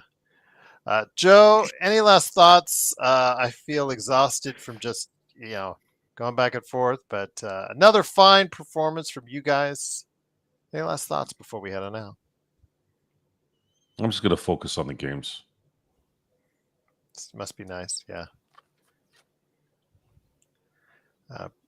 It's called copy and paste, Harry. If you're so confident in that tweet, just put it again in the chat so we all know what it is. There you go. Tweet. I have a X or Twitter, what the hell they call it. I don't even look at my own, let alone somebody else's. What is it going to do? What are you going to win? What are you going to do? What are you going to win if you're right? A lottery ticket? One of those scratches? It's late for Harry. He's not even making sense or using the English language properly on his way out. But you have a good night too, Harry. I'll wishing you all the best. Yes. SB, you know what? You, Xbox, JSJ, Yarmod, just tremendous. How you guys deal with them, as far as the losers that are out there that always constantly hate. I know how you guys deal with it because there's so many good people in our chat, and those people deserve the praise. Dealing with the haters the entire way and just trying to listen to what we have to say. But we truly appreciate it. And again, for everybody listening out there on our audio podcasts, we truly appreciate you guys as well. Yes, thank you very much. And just remember to all you hobbits out there, you're going to be upset tomorrow morning, but rest assured, we will be here night in and night out to laugh in your face. Speaking of hobbits, it has been discussed that the Lord of the Rings trilogy is the only trilogy in the history of film that has an even score in each movie. Would you agree? I agree. I mean, I guess. You know me, I love the Lord of the Rings. The original 3 movies were some of the best filmmaking that's out there. Peter Jackson, awesome. The prequels, you could take them, you could leave them. They still made $3 billion, so there you go. Can't fault that. But yeah, the Lord of the Rings movies, the extended versions, that's some good watching. But Harry, calling people names does not stop the growth of the channel. Yes. If you don't believe me, go look at the previous episodes. Go look at the previous episodes, and also something that you might know. Go watch a few of Charles Barkley's shows on Inside the NBA when he calls people names. That show does pretty well as well. There's a show we did where both AD and LeBron sat against the Houston Rockets. It's probably Joe's modus operandi brand. Yeah, I mean, Joe, when did you get here? 2003? Yeah. 2023? My first show, I think, was August of 2021, but I didn't start the process like I am now, almost on a daily, until I think spring of 2022. Okay, because we've been here since 2019, but so 20. Okay, so basically, you became the Joe that we all know. What 2022? You want to say? In that area? I mean, I was here in 2021, but I became a regular in 2022. when did you become Feisty Joe? When do you become the Joe that people know today? He do you think? became Picant Joe Because there around was a process where you were just around early being 2023 On the show or in life? on the show. When did I know you started pissing people off? I remember I had to. I started getting emails on you like. I think it might have been not too long after I started to become a regular because people thought I didn't like LeBron because of social issues. Mhm. Joe's a bully. Oh, gotta get the big bad bully off. Yeah, and again, it's there's always been that he's a jerk and you call people names and all that, and I go, yeah, so Yeah, I don't care. I don't care. Joe's been growing the audience ever since. I go, We've been growing the audience ever since. it just doesn't. Bother him. I've had this discussion a few times in my life. There's not really there's not anything positive or negative that's going to change my perception of who I am. I do what I do because it's what I feel is right at the moment. And maybe sometimes I'm a little harsh. I was harsh on Jeannie and Rob, and I was wrong. I was wrong. And we had over 100 people in, near midnight our time, West Coast, and that says something right there. The show is growing, and I'll understand this, folks. We don't spend a dime on any fake advertisements with fake subscribers. Fake is not the word on the show. What you're getting is the real stuff.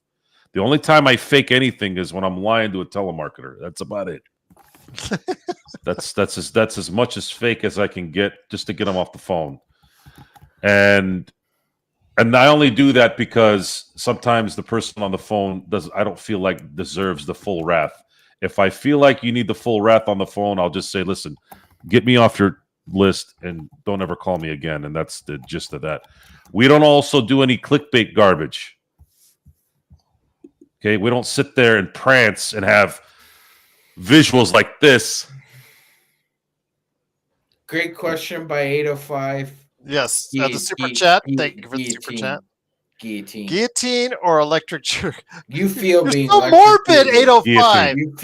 You feel being electrocuted. Let me ask you this. Let me ask you this before we head on out. Do you think 805 wants us all dead because he only sends us those questions whether no, they're we good should die questions. by alligator or by elephant or be trampled to death? Like, how by an did you get that elephant? job? How did Very you get that original. job back in the day?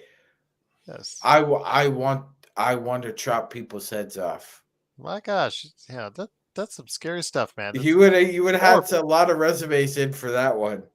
He sends us these questions. Always the morbid questions. Which do you want to rather die from? I think there's a message in there.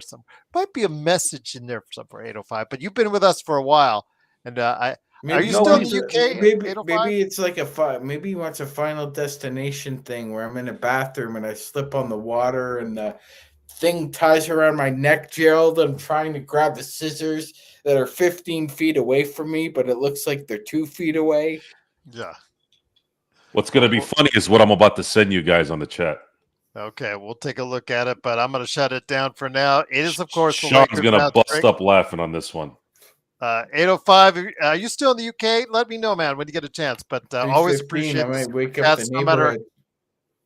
how morbid they are. But it is, of course, the Lakers winning tonight with the victory, 111-102. We'll be back. I'll still have these kids to deal with.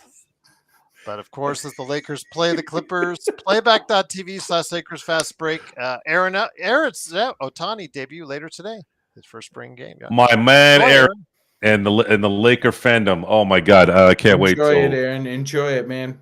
This is going to be a very fun baseball season. Luka coming to LA has created the buzz there. The two LA stalwarts are at full throttle, and it's going to be really fun the next 4 months. It really will be. I can't wait. Aaron, you don't see what these two guys send us throughout the day and to each other in the chat. You would I'll just leave it at that. But it is, of course, the Lakers fast break. Big shout out again to our mods. Big shout out again to our audience, the ones who hate us, the ones who love us, and the ones who listen to us. Thank you, everyone, for doing so. I'm not even going to look at it right now. Rest in peace. Oh, give me off camera. Give me off camera. I'm going to get you off the air. Okay. Rest in peace, Gene Hackman. One of the greats. Truly unfortunate to see, and hear what happened in regard to the circumstance. But rest in peace, Gene Hackman. Joe, any thoughts on Popeye before we head on out? By the way, everyone, catch Severance. Latest episode is killer. Just saw it. Gene Hackman is part of my life in so many ways. Popeye Doyle, Hoosiers. By the way, Popeye Doyle's from the French Connection. Yes. Lex Luthor. I mean, one of my favorite lines in Superman 2 is, oh, thank God it's Superman. I mean, get him! I'm really getting tired of seeing legends like this check out in weird setups like this. It's really bothering me. I don't like James Gandolfini dying in a hotel room with his son discovering him. I don't want to see Robin Williams hanging himself because he can't handle the fact that he just got diagnosed with something. This is stupid. These men should not be dying like this. And that's the frustrating part. He lived this long to what? To allegedly die because of some faulty something in the house? At least that's carbon monoxide poisoning. Really? That's how it ends? It's just frustrating. It's frustrating that this, and I know I never met Robin Williams or James Gandolfini or Gene Hackman, but much like Kobe Bryant in our lives, and we didn't meet him either. These guys were in our lives in so many ways. They were on our TVs, and we lived through these guys, through their performances. There's always the question, well, I don't care what Hollywood actors think. There's a lot of merit to that. But it has nothing to do with what they think when they're creating. You admire the art, you admire the performance, much like the athlete that you watch. You marvel at Jokic doing what he does, LeBron, Kobe, whatever, right? You're admiring a skill set that very few people have. That's the point. That's why you admire them. I'm not a believer in worshiping anyone other than your religion. And for someone like Gene Hackman, and there was just a weird coincidence that I saw this before he passed away. Kevin Costner was being interviewed. I think it was that dimwit Howard Stern. And he had a story about when they were doing, what movie was it? I forgot what movie they did together. Damn it. But anyways, Gene Hackman kind of brought Costner to him. He got his attention. He said, hey, and Kevin was saying he thought he was going to give him kind of the riot act for something. He goes, whatever you did over there, I want to tell you that you did a good job. And Gene Hackman was an icon at that point. Kevin Costner was just coming into his own. And those are stories I've always heard about Gene Hackman. He was always that guy. Morgan Freeman described when they were doing the scene in Unforgiven when he was in the jail and talking to him like in his ear. Morgan said, I couldn't tell if he was acting. Like he was so in it. He was so in it. And my one, this is going to sound weird, all these great movies that Gene Hackman did. My favorite Gene Hackman movie is actually Enemy of the State. And it's by far the best performance Will Smith has ever had, in my view, in any movie. That movie was a perfect action Hollywood film with great performances. And it's always been like that. It doesn't matter if it was Will Smith, if it was Keanu Reeves, if it was Morgan Freeman, if it was Clint Eastwood, if it was Sharon Stone, if it was Leonardo DiCaprio. It just seemed like Gene Hackman was the guy that could perform with anyone, against anyone, with anyone. And the only downside of this is I feel like there wasn't enough dignity in his exit. If it was a carbon monoxide poisoning, it's like, really? I've had that in my house for 7 years. How does not everyone have that? Matter of fact, I had a vehicle in my driveway and I just happened to have the door open for some weird reason. In that moment, there was a car that was in my driveway. It was backed in. So all the carbon monoxide coming out of the vehicle started permeating through the house from the front door. And I remember I was somewhat in the backyard patio. All of a sudden I heard a I'm like, the fuck is that? I'd never heard that sound before. Usually it's an alarm. Usually it's a smoke detector. Like, I know all those sounds. I go, I don't know what the hell that sound is. I went back in. What the fuck is going on? I have it hidden behind a table. I didn't dawn on me at first. I'm like, what is that sound? Is it coming from the doorbell? And then finally I moved the table and I heard it coming from, I'm like, oh, it's the carbon monoxide alarm. And I'm some schlep with a track home. I don't have the resources he does. And it just aggravates the hell out of me that if indeed it was that, I don't know. It just sucks. But God rest in peace. Phenomenal. We'll miss him, and we've missed him because he's been retired for a very long time. Gerald, sure. One of my favorite comedies of all time is The Royal Tenenbaums, and yes, he's got some of the best lines in that movie. Can't someone be a piece of shit and try to repair the damage at the end of their life? You know what's great about that movie is the outtakes. And then my personal favorite, he's eating a burger at a cemetery. Hell of a grave. Wish it was mine. But yes, the career of Gene Hackman, one of the greats.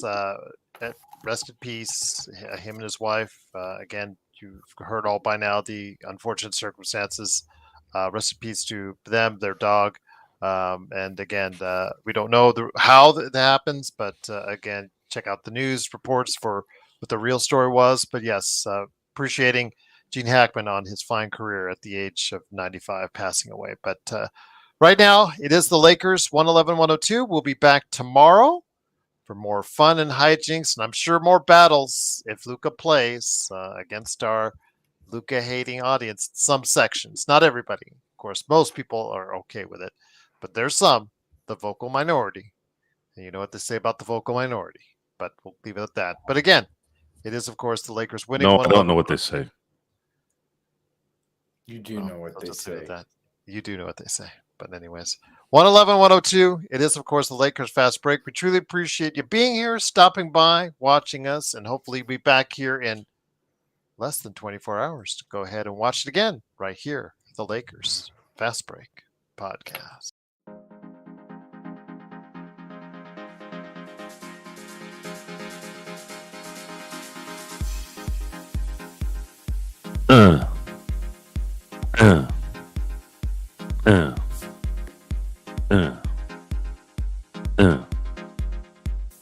Sean, did you like the granny knitting blanket thingy? That's fucked up, Joe. That's fucked up.